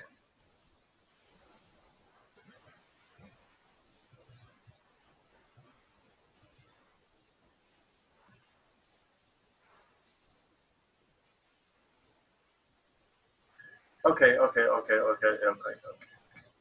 And now to be more specific, the frequencies are imprinted into water, I assume it's true. And thus, if I put the electrodes back onto the outside of the water holding the vessel, does it rediscover the input frequencies? I wouldn't have thought so, because there's no pathogen in the water, and right. Your generator X TENS pads, when used for biofeedback, is there to sense biological things which are wrong in your body. Okay? If you've got some purified water, even though it's got some energetic frequencies in it, no. And on top of that, your TENS pads are connecting to glass if it's put on the outside of the vessel, and glass is an insulator. So no, and why would you want to put TENS pads into water which you've spent all night preparing with no, drink it. You drink the water.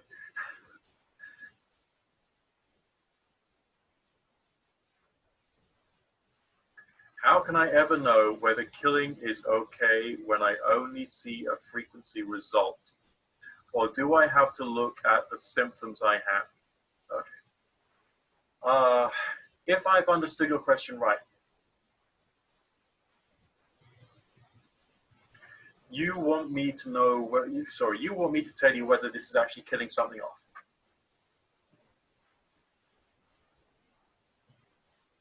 Herxheimer reactions are a very good way of testing this. A Herxheimer reaction is when you get ill as a result of getting better. So let's say I'm attacking lots of candida. I did this experiment on myself. And I created a frequency set. This was stupid. I created a frequency set that was 80 frequencies long with a combination of high frequency and general scanners on the generator X. I ran them for 6 minutes each, overnight, the whole night. And I did that every night for a week. And I killed off tons of stuff. And I could tell I killed off tons of stuff because I felt terrible. I was going slightly crazy. And I was getting yeast headaches and all this stuff going on. I was becoming really ill because I had killed things off too quickly for my body to cope with. Even though I was running detox frequencies on the separate XM generator via remote. I was, it actually happened. I was killing things off. Things were dying. Okay? I had this frightening thing in my arm a while back. I was running some frequencies and it's just stopped there. So yes, you can look at your symptoms. You can look at the improvement of your symptoms. You can look at your Herxheimer reactions. You can look at how clear your mind is. I mean, I've been doing this. I typically have dry skin on the back of my hands. Sometimes it goes purple and it bleeds. It's that bad. The doctor's given me creams and all stuff. I get that. It comes back. So I've been trying to kill things off in my digestive tract because things on your skin could be the result of something inside. Okay. And hey presto, as a result of killing things off, my skin seems to have improved. It's still a bit dry, but it's not cracked and bleeding. So yeah, look at your symptoms, but also look at your Herxheimer reactions. And a combination of these two, you've got to become your own health detective, as Halder Clark said. You've got to look at what's happening in you. Look at what you're feeling. Look at what you're thinking. Look at the way in which you're, look at your headaches. Look at your cold symptoms. I did a killing session on the plasma tube one time, and it was intense. I killed a lot of things off. And I got bad cold symptoms for a period of about half an hour, which then stopped.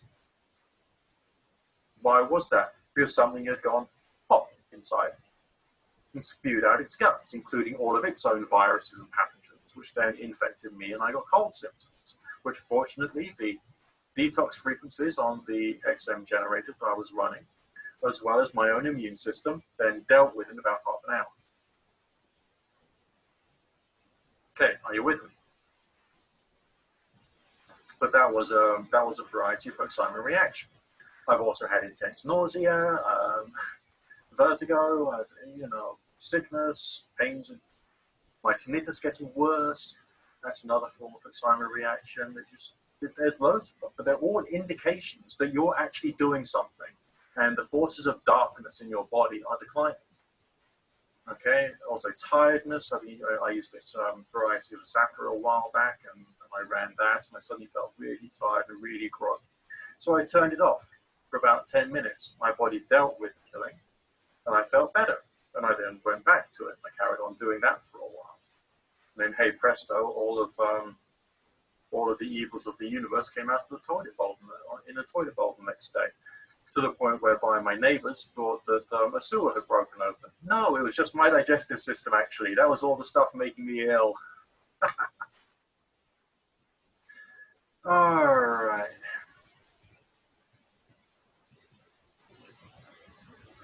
Have you considered the possibilities between frequencies 1 and 2? There are an infinite number of frequencies. Have you considered the possibility Spooky2 finds things that have not yet been found by modern science? Yes.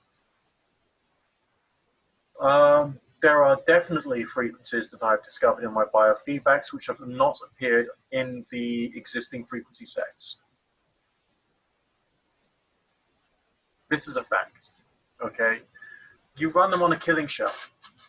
There are also, as I've alluded to earlier on, situations when you can get essential oils frequencies coming up. Peppermint, bergamot, all this stuff. You think, what's that? I haven't had any essential oils for ages. What's going on there? It doesn't mean to say I've got like an infestation of bergamots and peppermint oil. What it means is that there is something inside me which has a similar frequency or a harmonic of bergamot and peppermint. Are you with me? So you still need to run that on a killing shell. You have to run that on a killing shell because that's something else, a virus, a pathogen, a think this, that, or the other. And it needs to go down so that your immune system, your body's ability to function and eventually get better, can do its work. So yes, you can find things which are unknown to modern science. You can go to a doctor and they can say, you know, hey, you're perfect, okay, and you know you're not. I love the doctors. I always, you know, my personal modus operandi is go to the doctors first, then I go to the complementary health practitioners, and then I do as much as I can myself. Okay, that's with everything. Absolutely everything. I always go to the doctor first, every single time. You know, there's stuff which this technology can offer as well, and it's crazy. There was one time I went to an energy healer of some description, and he was charging £60 a time for a once a week appointment. Now, I'm no great mathematician, but that's over £3,000 a year. Okay. Now, if you bought everything from Spooky, everything, okay, that would cost you less than 2 or 3 years worth of treatment with this guy. And you can carry on doing it for the rest of your life, only having to buy yourself an extra TENS cable once in a while, or, you know, an extra XM generator when one dies or something. And you can do this every night, not once a week.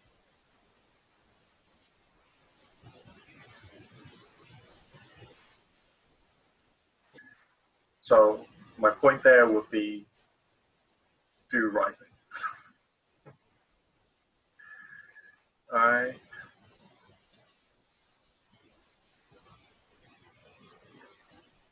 Okay, there's other people who say they've entered stuff in the Q&A. Well, I've got the Q&A, I've got the chat. Okay. I'm not the guy from that Jim Carrey movie when he's playing God, all right? We'll have to do this one at a time, bit by bit. Okay.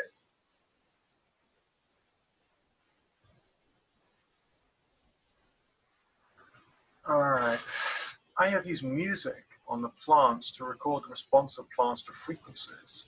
The plant is receiving either by remote or contact from Spooky, but I can't tell what the frequencies are the plant is putting off. Would Generator X be able to read frequencies the plant is putting out?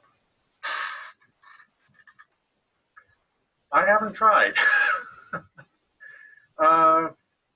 my instinct is that the generator X looks for things which are going wrong inside a biological organism. There is a group, I think, out there on Facebook for pets.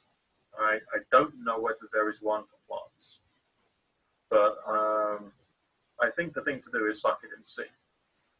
Find a plant that you don't know, that you don't mind killing, right? Just in case things work out really badly. You know, one of those like mother-in-law's tongues plants or something. Okay, something that looks really ugly.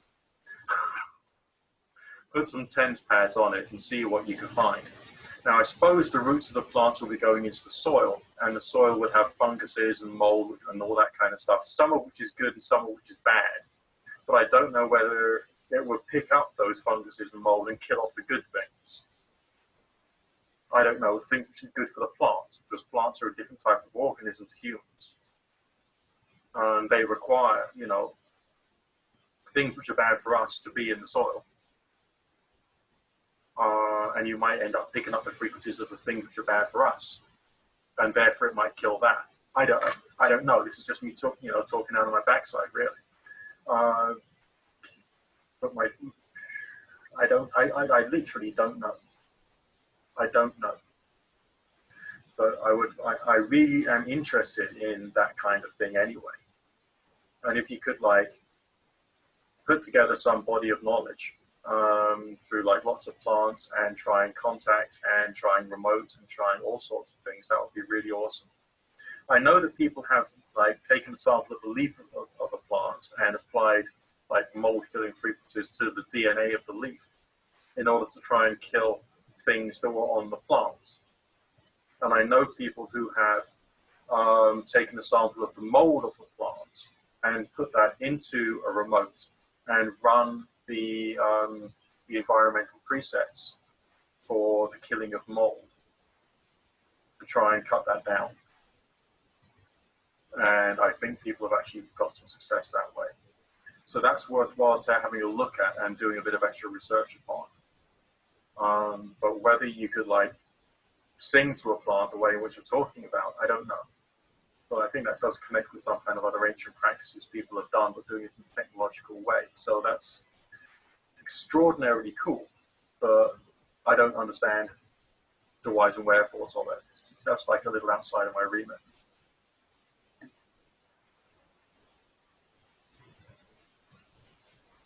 Should I do a baseline scan with scalar? You're using the word should there. I don't know. I would give it a go. A hell of a lot of this has to be experimental and relevant to you. Okay, because what's relevant to you in your situation will not necessarily be relevant to me. But it might be worthwhile giving it a go. My personal choice, as I'm someone who's more interested in killing things inside my body rather than healing things inside, healing the body itself, I might take a biofeedback on scalar and then run it via contact or plasma. But save the results so I've got everything there, and then go in there hard. Plasma and contact are brilliant killers. Scalar, I feel, is much more of a tissue healer. Okay. When you imprint water, the water changes the shape of its crystal structure. It should be a permanent change and not need re-imprinting. Yes and no.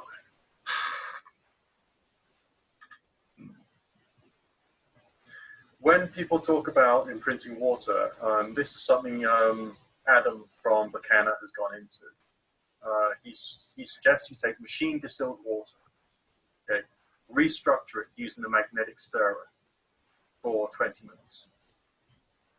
And that'll take all of the bad shapes out of it, because your waters come to you through pipes and purification and all that stuff. You distill it to remove the chlorine and other impurities, so you've got much purer water. It won't be perfectly pure, but it'll be like purer water. And proper pure water will eat through glass. Okay, you haven't got that. It comes out of a machine distiller. But it is much more pure. Then you restructure it, so it's like being blank. It's like taking a floppy disk and formatting it. and then you can imprint it using your coil, and that puts something into it. There's like whole bodies of knowledge to how that can be done, and all kinds of like ways and means and stuff. But that's the way in which you should be doing it. Adam also suggested using colloidal silver as a means of preserving the water, and he's given instructions on how to do that in recent videos he's done during lockdown. So it's worthwhile having a look at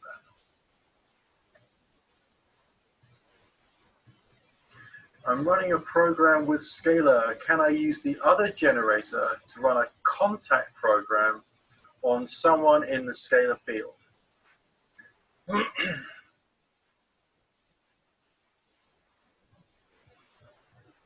I personally would not see anything wrong with that. So long as you're not doing a biofeedback on the Scalar and you're not doing a biofeedback on the contact, you're only running programs. Okay, because I think you can run different programs on a person using different forms of delivery method, but not the same, but not two contact programs that good for using generators. Okay. But on the other hand, how much killing do you want to do? And will that create too much Alzheimer's reaction? Unless, of course, you're doing something like pure scalar or molecular scalar to try and bring, let's say, your frankincense and your vitamin C into the person in the scalar field, as well as running contact sessions to kill the yeast and the candida and the mold and the co-infections.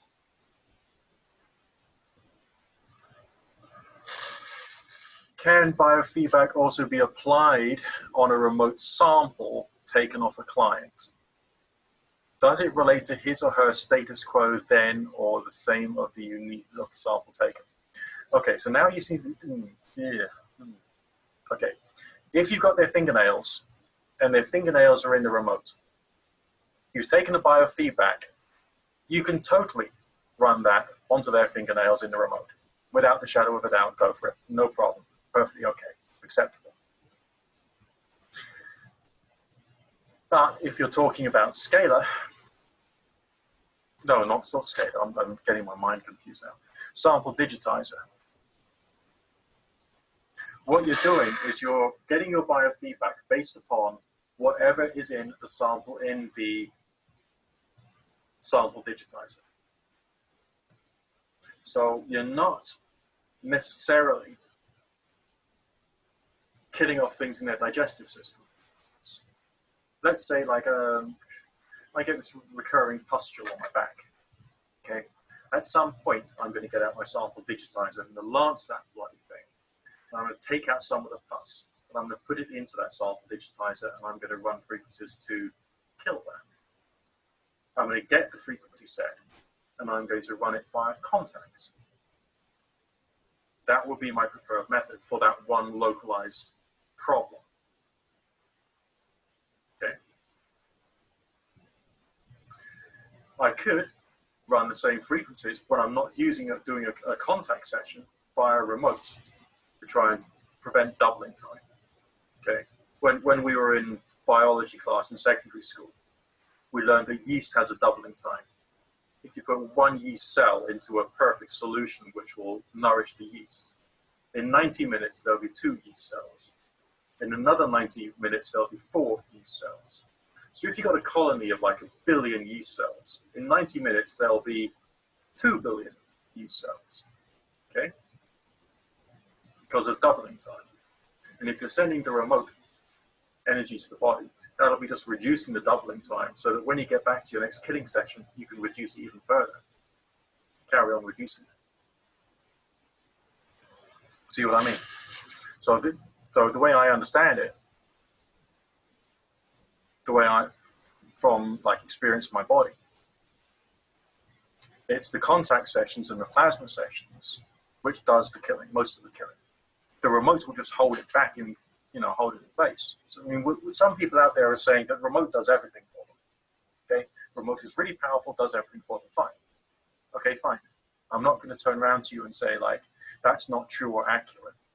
But for me, because of the quality of pathogen load that I've got, the purpose of me using remote is to hold back that doubling time when I'm not actually getting out there and killing and killing and killing and killing with remote in contact. Sorry, with plasma in contact.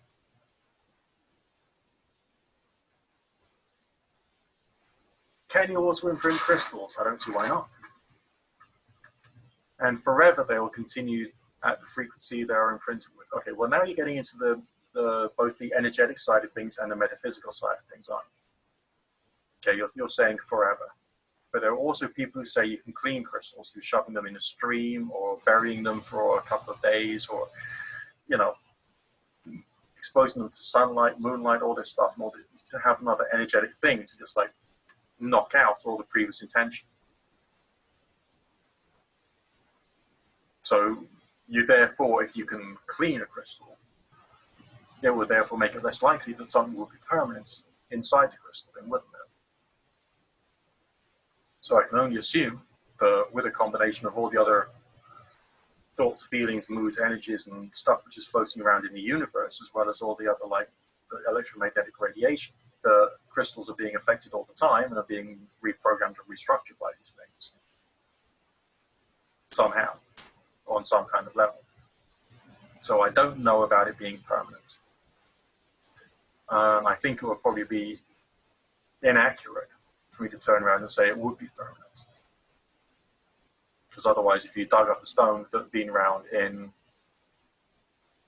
a quarry, that goes back to the dawn of the universe, all right, it came down on a meteor or erupted out of a volcano before the Earth developed a crust, it would have the intentions of all of the cavemen who had really, really bad thoughts when they were fighting each other permanently in them. And if you picked up that stone, then, ooh, woolly mammoth, ugh. I don't know. It doesn't make any intellectual sense. My question was, how can I decide whether killing or healing mode when I am seeing only numbers? If you're unsure, run the healing mode. The healing mode will kill. It will not be as intense on your body, but it will still kill. Yeah, sure, you're seeing only numbers, but those numbers relate to things you want to kill. Usually. It'll be an amoeba, a pathogen, it'll be a yeast, a mold, a thing. Something uncouth, which goes contrary to like balance and harmony and namaste and goodness. Sorry, back to imprinted frequencies in distilled water. It's a theme. My platinum electrodes are inside the vessel, used for imprinting, and now also for resonance. So what do you say now? Don't use them. Drink the water. Take them out. Okay? Drink the water. Why are you trying to measure? What is the benefits of this to you? Okay? The water is like, it's the same water that's been going over snow-capped mountains millions of years ago. It's the same water that's, come out of the rivers and the streams just there to be drunk. All right? If you did manage to measure it and get something from it, let us know. I want more. I mean, all this stuff about measuring plants with your TENS pads, I want to know this stuff. I want you to build up a body of knowledge about this, and I want it to be on the forums. I want it to be on Spooky2 Right for Life. I want this information about what you've managed to gain from shoving your platinum electrodes into water. I want to know this stuff. Because I don't properly. But my instinct is that the Generator X is designed to look out for pathogens. Okay. I did an intense biofeedback session for 3 days. My right arm became paralyzed. I then did 2 generators running detox, and a few days later, my arm was fine. Yeah. You had a Herxheimer reaction. Okay? A Herxheimer reaction. Too much killing. You know, the extremities in your body do gather toxicity. Okay? Because the circulation isn't as good as the area immediately around the heart. Okay? So, you know, you're going to get poisons and toxins and heavy metals and stuff in your legs, in your arms. I have things in my legs which need doing. I know. Okay. So the idea of you getting paralyzed in your arm would actually make some sense. But you ran detox, you got that sorted out. I'm happy. That's a good, that proves it, really. Okay. I can destroy something good in my body when, oh sorry, I should be saying, can I destroy something good in my body when I am running killing? Maybe healing mode would be a better choice. Well, the healing mode will still kill. Okay? Healing mode will still kill. Okay? Healing mode will still kill. Now, if you're concerned about all the good bacteria in your digestive tract, because we are bacterial beings, we've got more bacterial cells than we have human cells. Okay? So I understand your concern. Go to the health food shop and get yourself prebiotics and probiotics. You know, research a prebiotic, probiotic type diet. You know, do into that. Go to the, you know, the kefir and the fermented foods and do this stuff. Because you've got to replace anything good you're killing off. Is there any way you can train in becoming a rice certified practitioner? Not that I'm aware of. All right, this is still very much a fringe, niche part of the world. And on top of that, how would you do it? How would you treat someone? I need to use my machines every day. I need to use my machines every day. I'm not going to go into a therapy center to have them give me 2 hours twice a day. Okay, I'm going to sit here whilst I'm working. I've got my generator beside me, and I'm going to have my TENS pads on my wrist and my ankle, and I'll be doing frequency sets whilst I'm working. And then I'm going to watch TV at the end of the day, and I'm going to do frequency sets whilst watching TV. And I'm going to go to bed, and I'm going to do 8 hours in bed with TENS pads attached to my body, or with a plasma tube, or with SCADA unit. How could you do it? Now, the only thing I could possibly suggest is to build up tons of knowledge, as well as to study heavily, and I mean very heavily, both on your own as well as professionally, into complementary health of the right type, and then become a trainer. But for that, you have to understand how the body works. So you'd have to have not only done full qualifications, but you'd also have had to have gone through the rigmarole of the entire raw vegan cleanse world, as well as the entire Gerson therapy world, and receive training in that, as well as to ideally have qualifications in medicine or other relevant things. But also you're placing the responsibility over someone's health in your hands. And people who come to this technology don't come for a laugh. I didn't come to this for a laugh. I came to this because I've got things wrong with me that doctors can't help with. And the alternative therapy doctors can't help because they don't know enough. Okay, I had to build up my own knowledge myself so as I could then get myself to where I am right now. And I certainly wouldn't have the energy or clarity of mind to be able to do this presentation with you today if I hadn't done this for myself. But let's say someone's got stage 4 cancer and they've been told by their doctor they're going to die in about 30 days. Do you want them to come to you and with tears flowing down their face saying, cure me, cure me, and then taking their money? Or do you want to say, look, I don't know if I can help you or not. I believe this technology works, okay? There are protocols to help you with cancer. And I can educate you in that. I can try and teach you how to do it yourself. but I'm not taking responsibility over your health and placing that in my hands, because that would be morally wrong.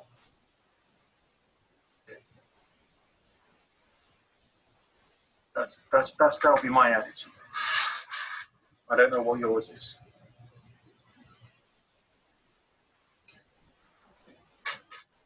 You say that doing a scan is a treatment in itself. With the XM generator, it is the pulse scan, which you can do with the generator X. Okay. What about the beneficial bacteria and viruses in the body? Most of the things that's going to be killed are things you don't want to have in your body. They are killed as well. Doesn't this cause an imbalance in the long run? Well,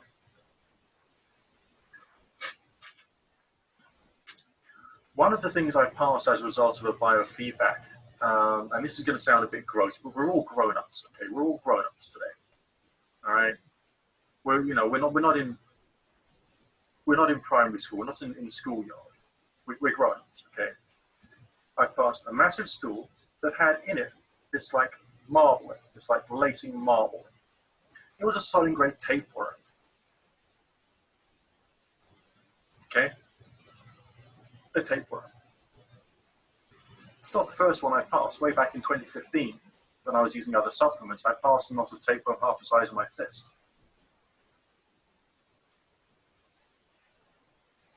Okay, and when I killed that thing off inside me, I got so sick I couldn't eat for 6 days. On the second day of the water fasting, I did colonic irrigation at home, and it was basically, and it came out. It wasn't wrapped up in stool or anything. It was just like one whole tapeworm, half the size of my fist. Okay. As far as imbalance in the long term is concerned, I'm just glad that monster's out. Okay, I'm glad.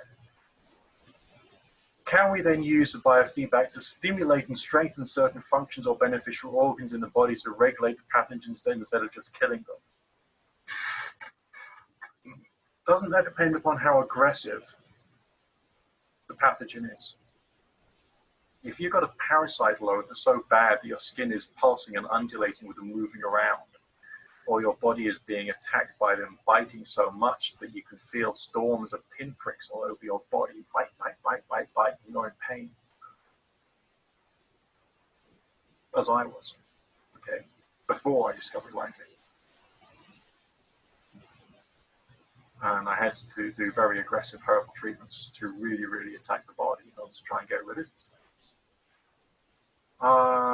No, I don't think that when it's that serious, I don't think it's just a question of balancing. The balancing and the healing and the strengthening of the body, I think, in my opinion, should be happening after you've got rid of as much of the forces of darkness as you can, in my humble opinion.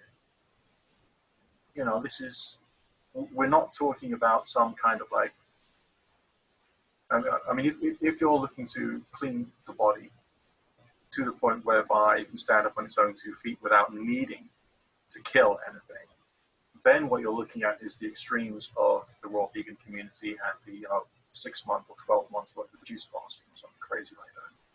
That's what you're looking at. That's not my thing. I can't fit that into my life. What I can fit into my life is killing. And then strengthening the body with scalar. Maybe, okay? But I've got to make sure I'm keeping on top of all the things I need to kill all the time. Yes, I know you're waiting for the questions to be answered. I've got a lot of things which need to be answered here. Okay, please be patient, one step at a time.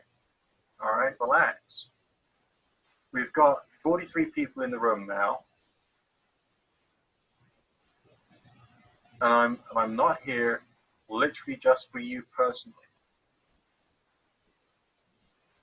Okay, relax. Remember to breathe. Please do not be cross with me. If you want to talk to me personally, get onto Facebook and ask me a question directly to me. Then you won't have the 2 hours of your life wasted. Relax, okay? Relax.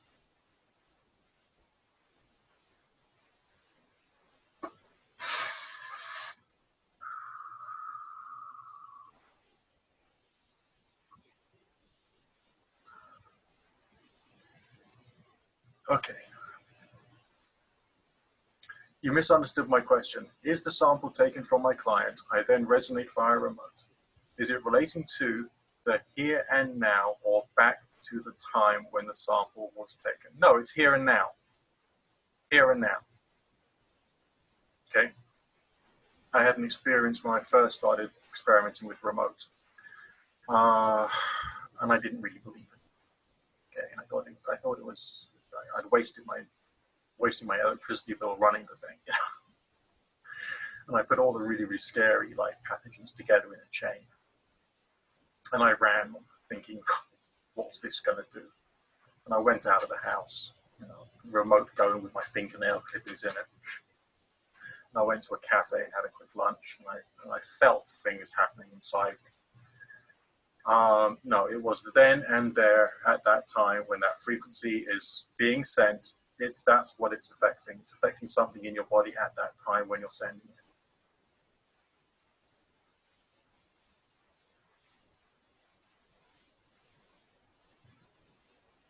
Okay, as far as using writing in prevention, that means living a style of life. Okay, and it's worthwhile living a style of life.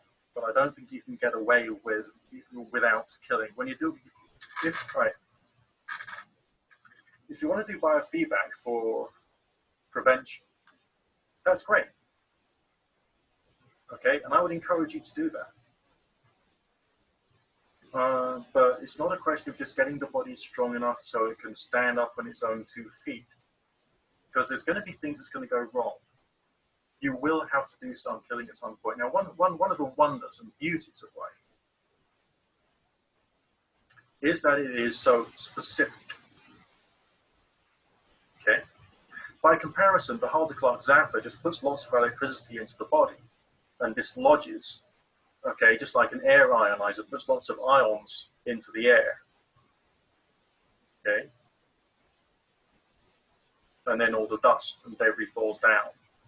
The Haldor-Clark zapper goes in with lots of electricity, and it just like, you know, lots of stuff comes out of you if you do a long enough session with it. So it's not specific. With writing, that's the frequency for that pathogen. That's what we're going to attack. It's that. There will be other things associated with that frequency, but it won't be everything else in the entire wave, you know, the entire full spectrum of electromagnetic waves. It'll be that one thing. Are you with me? So your prebiotic and probiotic bacteria could be here, or they could be up here, but you're going in there. That's the nasty thing. Boom, boom, boom. I heard one guy giving an analogy that's like going in with a sniper rifle. And one thing, bam. Okay, it might like get a few other things that's in the way of the rifle bullet, but it's mainly that one thing.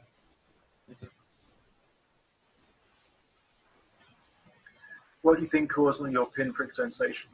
I worked that out in the end. That was very scary. It was just worms, which bite, which I think I caught off the cat, because when we got the cat when he was young, we didn't know he was a ratter, and he was eating the dead bodies of all kinds of things, and anything he found in the dustbins. We found that out later in his life, and I let him bite. And so I must have got injected by the eggs of things. And there was a much bigger thing inside my digestive tract that when I did finally kill that off with herbs plus diatomaceous earth and tinctures and stuff and MSM, it thrashed around inside my guts in a very muscular way, biting at my gut wall as it died. I think that could have been the mother worm.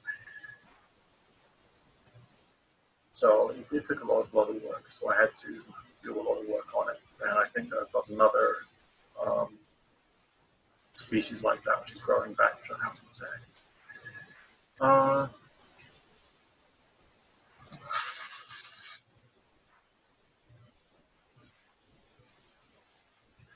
Okay, well, thank you, Anne, for your thanks. Yeah, I mean, I hope we can do more. Thanks for your point of view. What are your views on finding the causes that made those pathogens develop in the first place?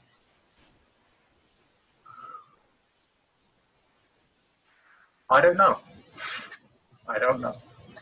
Now I'm going to look more specifically at the Q&A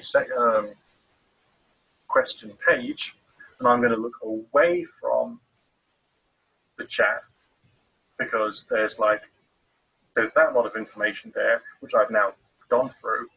But if you want to add something else there, I'll be more than happy to do so. But just like, I may lose it. Okay, so be aware of that. Right, anonymous attendee says, I have an no, we've done that one. That was the tongue question. How does the program know which is less effective? That's what grade scanning is about. Okay, because like we've got pre-existing frequency sets. We've got lots of them. Okay, for you, out of all of the, let's say there's 10 frequency sets for Candida albicans. I don't think there are, but let's say there are. And let's say every single one of them has got 20 frequencies in it. That's 200 frequencies. For you personally, maybe only 20 of them are right for you. You don't know which ones. So you put them all together in a chain. Put them all together, whopping great chain. Grade scan the lot. And whichever ones give the biggest signal, out of all of those, will be frequencies which you know are already relevant to, let's say, Candida albicans. But you want the ones which work for you. You don't want to have to wait for hours and hours and hours and hours for those like 5, 10, 15, 20 frequencies which work for you. Don't to suddenly start working for you. So that's why we grade scan. Okay? And then once you've done your grade scanning, you want that even more precise. So you take those 20 frequencies, optimize scan shell. Okay? Then that'll provide you with much more precision for those frequencies. And then you can run it.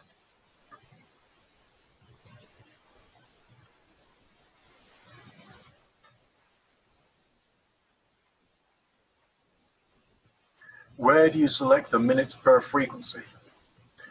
When you save your set at the bottom left-hand corner of the page, which comes up with your frequency numbers in it, and it's got the save icon on the top right. On the bottom left, it's got a number, 180.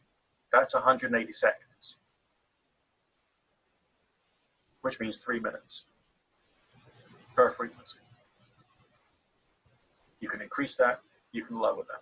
I think it's, in reality, I used to try and do 6 minutes because I thought I just want things inside me dead and I was panicking. Nowadays, I do 3 minutes because I don't want to have an extreme Herxheimer reaction. Okay.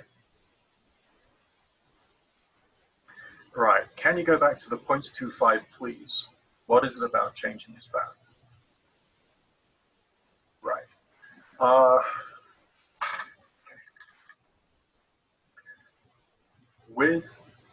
Maybe I could actually like do something creative here and bring out my Spooky. Bear with me a second. If I go back to presets and I do that, I get back to the presentation, which is on the Zoom thing, and I go back to share screen, and I click on that, and I click share. Okay, so now what we have here is the wonderful, amazing, beacon of hope in the universe, right in front of your eyes, right now. It's the up-to-date Spooky2 software. I have my Generator X plugged in. I haven't plugged in TENS pads. I could demonstrate. Why didn't I just demonstrate something to you? Okay, live. I don't care, we'll do it live. Okay, so unplug this. Take the boost off. So we just got the TENS cable. I don't know if you can see me in the top corner of your screen. I don't know what your Zoom arrangements are. Either way. plug that on to my generator 1, output 1. Okay, now you can hear me, you probably can't see me properly. Right. TENS pads, I'm using the large ones. I actually don't think it matters whether you use large or small when you're scanning. I don't think it matters. Because I've had like results coming up with both. So, you know, let's do this thing. Okay, and I'm going to set up for you an amazingly quick scan, which probably will not come up with anything on reverse lookup if I was to try it because it's going to be so small. But we'll just do something. Okay? So taking off a little bit of cellophane. I like my shirt. You know, there's only 2 times in the year when I actually wear this shirt. One is when I'm going to a smart dinner, and the other one when it's trying to look impressive. So the first pad is on my left-hand side now. Second TENS pad I'm putting on the right-hand side, just on the abdomen to try and work out what's going on inside.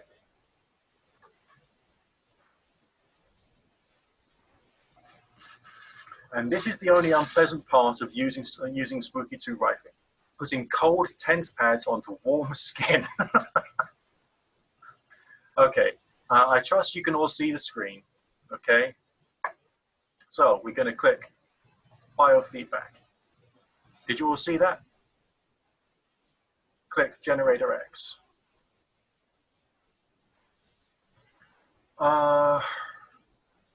Click General Biofeedback Scan, because I feel like it, okay? Go on to the control panel. Click Override Generator. Click number 3, because, yep, it says port 3 is my generator 1. That brings up this. Now, on the bottom half of the screen, oh, it's already doing something by itself. It's doing something. Bottom side of the screen, it's got log name.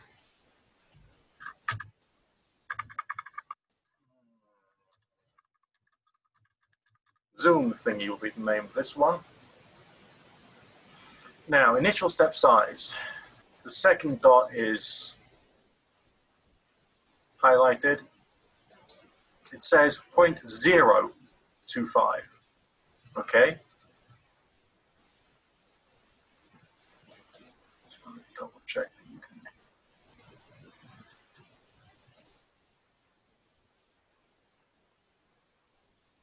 Okay, we'll talk about the running of the things in a second, okay?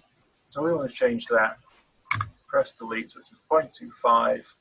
Change the threshold to 0.1. Switch to angle and current. And then we're going to click scan. This should be relatively quick, actually. And then we'll see basically what happens. Now, in theory, it should be quite fast. At the bottom of the biofeedback panel, which is on the bottom half of the screen, you'll say estimated duration, 3 minutes and 22 seconds. It might even be less. Okay, so this is with no nothing going on. But the reason it's so short is because I lowered the resolution of the scan itself through raising the threshold from 0.01 to 0.1. And I changed the initial step size to 0.25 rather than 0.025. And right now, you are witnessing before your very eyes the wonders of high power, amazing rife technology, which will probably say all kinds of things about what's right with me and what's wrong with me. Current duration, about 59 seconds. Cruising at an altitude of 20,000 feet or something like that. And, you know, we're going to get some numbers from this.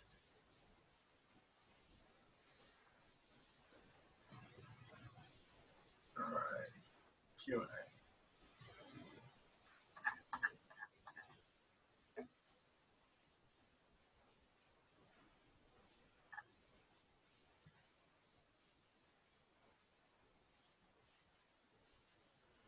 It says here in the questions, what are the pros and cons of running a general scan with lower frequencies versus the higher frequency scan? Don't most pathogens have mortal oscillatory rates in the higher range? Yeah, probably. But in the early days of writing, lower frequencies were used, but they were harmonic to the higher frequencies. And they're still usable. Obviously, the more precise you can get, the better. Okay? But the numbers which the software says is right for you will be numbers which are right for you. And I don't think you need to worry too much about that or get too analytical about it. You can use this technology to get more analytical about it if you want. Okay, so now a biofeedback scan has been done. We have this window come up here. We've got the 10 frequencies. And if you look there, it says max hits defined, 10. So we've chosen the top 10 frequencies that it thinks is right for me. On the right-hand side of these numbers, we have some figures which are quite high. So it definitely thinks that this one here, which is the first one, is definitely right for me personally, because there's something wrong with me which relates to it. Just for a laugh, we'll see whether it finds anything on reverse lookup. I'm not going to bother with octaves and sub-octaves at the moment, because I just don't feel like it. Click there. So now we just wait a few moments for it to think, and it will tell me that I'm dying of bubonic plague, or I've got things that are about to, like, whatever. We let it analyze, we let it think, if that's what we want to do. Okay, this is not essential. In fact, this is not even remotely necessary. But look, lemon citrus essential oil, sunny citrus essential oil, I must be doing well. Cinnamon bark, frankincense. But now it's come up with parasites, flukes, blood, ETDF. So maybe that's something else I want to run. You know, I could choose to run that particular thing. Lung asbestos, well, I used to be a vapor, so that's understandable. Shoulder injuries, well, I've got some of that, so that will make some sense as well. Shoulder and neck, well, that part of my body is not necessarily in a good state either. So either way, I'm not going to worry too much about this, because there's no point. Okay? I've been given, you know, I can live in the solution, so to speak, because I've got the frequencies going on here, which I can then use. So I can then close that down. And I can then save it.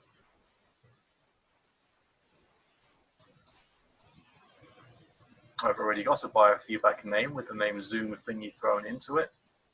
I don't want the dwell to be 360, so on the bottom left-hand side, as you can see, I'm typing in 180 for 3 minutes. Okay, 180 seconds is 3 minutes, right?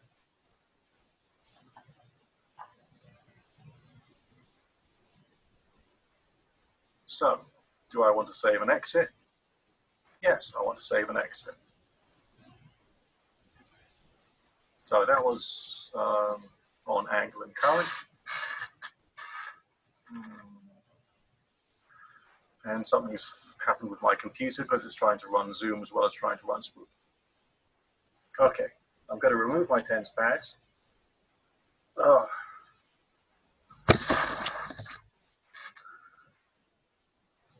Now, doing that very short biofeedback scan has got its importance because it's short and I have a very busy life. Those numbers are still important to me. Okay? But it's not necessarily as accurate as if I'd done a longer scan. Then I'd had higher numbers in, lower numbers in initial step size percentage. So let's say that was 0.025, not 0.25. And the threshold was 0.01. Some people scan at 0.6. Some people have a different sample step size. You have to research this yourself. Now I'm going to click on Analyze.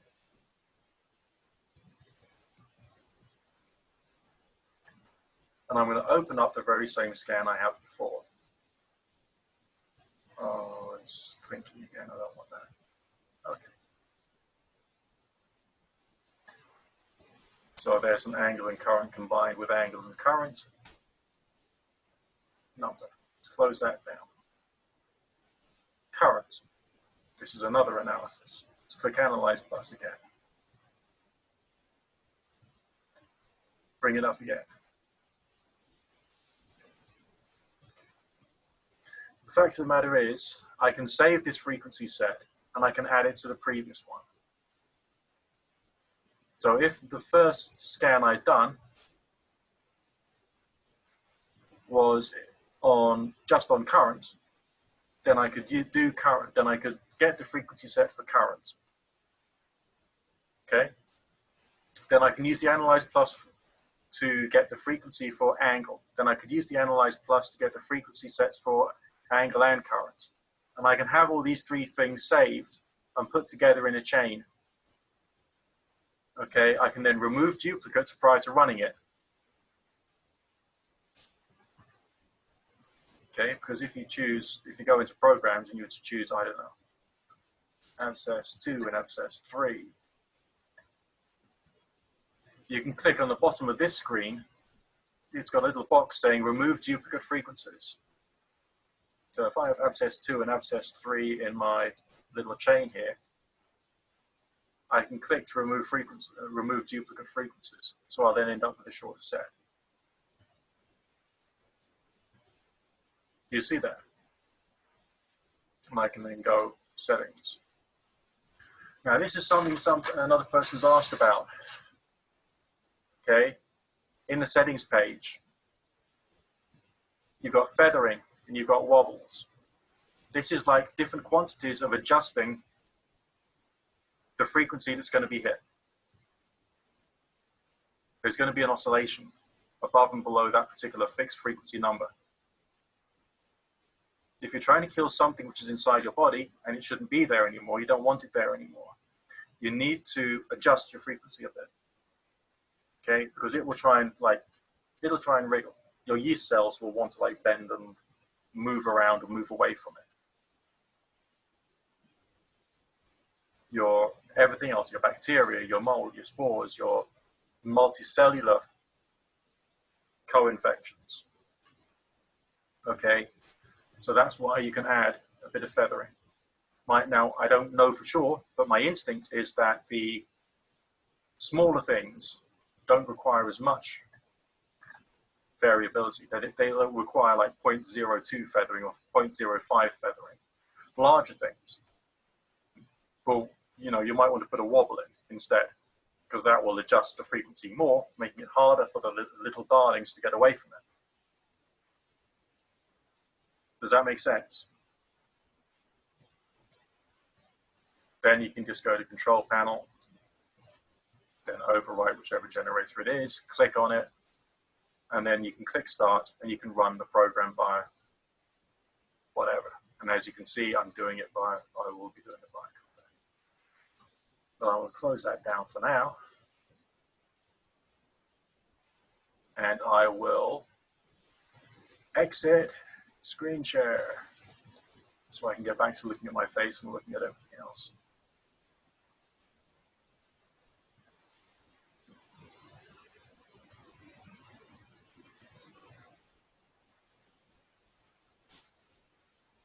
Oh. Okay, so I think some people didn't quite catch everything I saw on screen. Yes, I did take my TENS pads off, but the screen was still going. That doesn't matter, I was giving you a demonstration, okay. This thing should be recorded, so you will need to watch it again, and you'll need to cross-reference what I've said with anything else you can research yourself, essentially. Because you're building your knowledge up yourself now. And you've got to do that through playing with it. Where were we on the Q&As?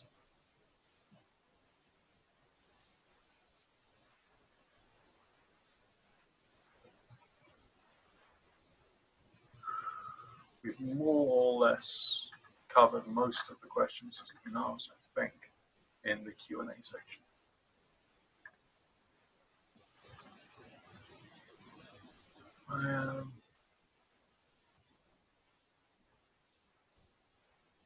I have generator X. When I click on the control tab, it only shows box 3 and 4 are those the ports. Yes, they are. One deals with one of the generators, one deals with the other generators, because generator X is 2 generators.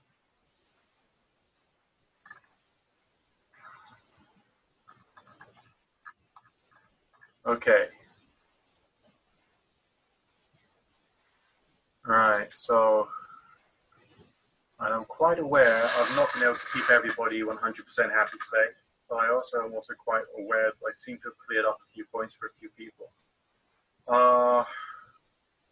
Before we declare this session over, is there any more problems you've got? I mean, do all of you feel more confident about starting to play with and run biofeedback?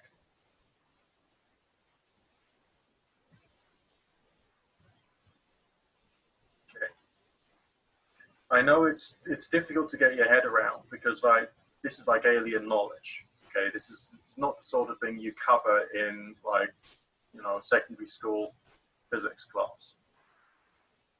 But on the other hand, it is something that does stuff, and we do need to know about it. And you can do a study of one on yourself.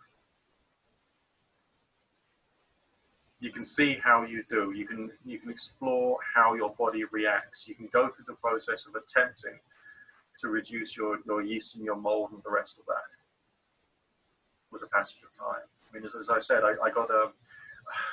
once upon a time I got a problem in my chest, and it was really frightening. I thought I had cancer, and I went to the doctors and I got my chest x-rayed, and there was nothing there.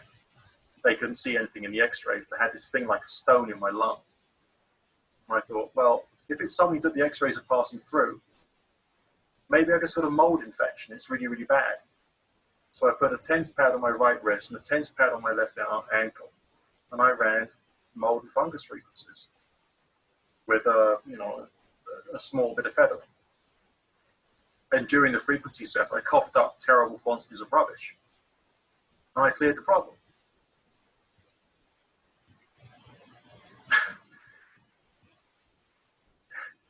These are experiences which you can have. All right? And biofeedback is one of the many tools in your armory to be able to do it. And there's lots of ways in which people can use this stuff and use the technology. Someone's raised their hand. Yeah, Valerie. Ask me your question in the chat, Valerie.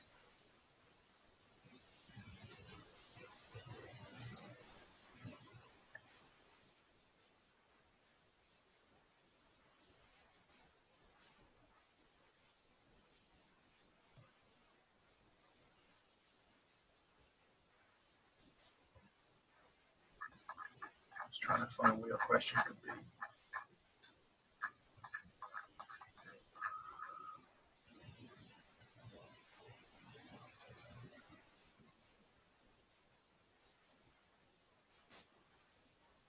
Okay. One new message, maybe that's it. Thanks so much. It's really helpful. We'll definitely want to watch again on replay. For now, need to go.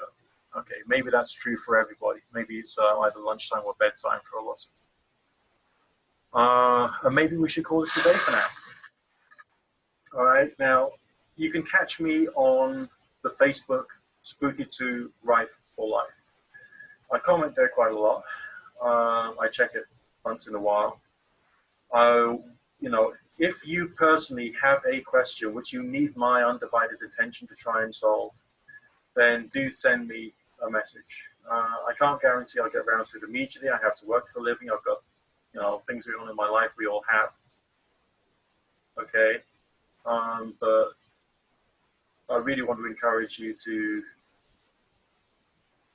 get scanning and do what you can to maintain your well-being, and hopefully to get yourself well from whatever challenge is in your life. I know that my well-being has improved a heck of a lot as a result of running existing sets, as well as doing scanning and biofeedbacks, and the hunt and kill and scan and run that we'll be doing again in the short-term future. And I'm and I wish all of you very well. I mean, we've had we're now down to 36 attendees, and people are starting to go home now. So I think it's the end of the presentation. Thank you very much for being here, and catch me on Spooky2 Right for Life. Bye for now.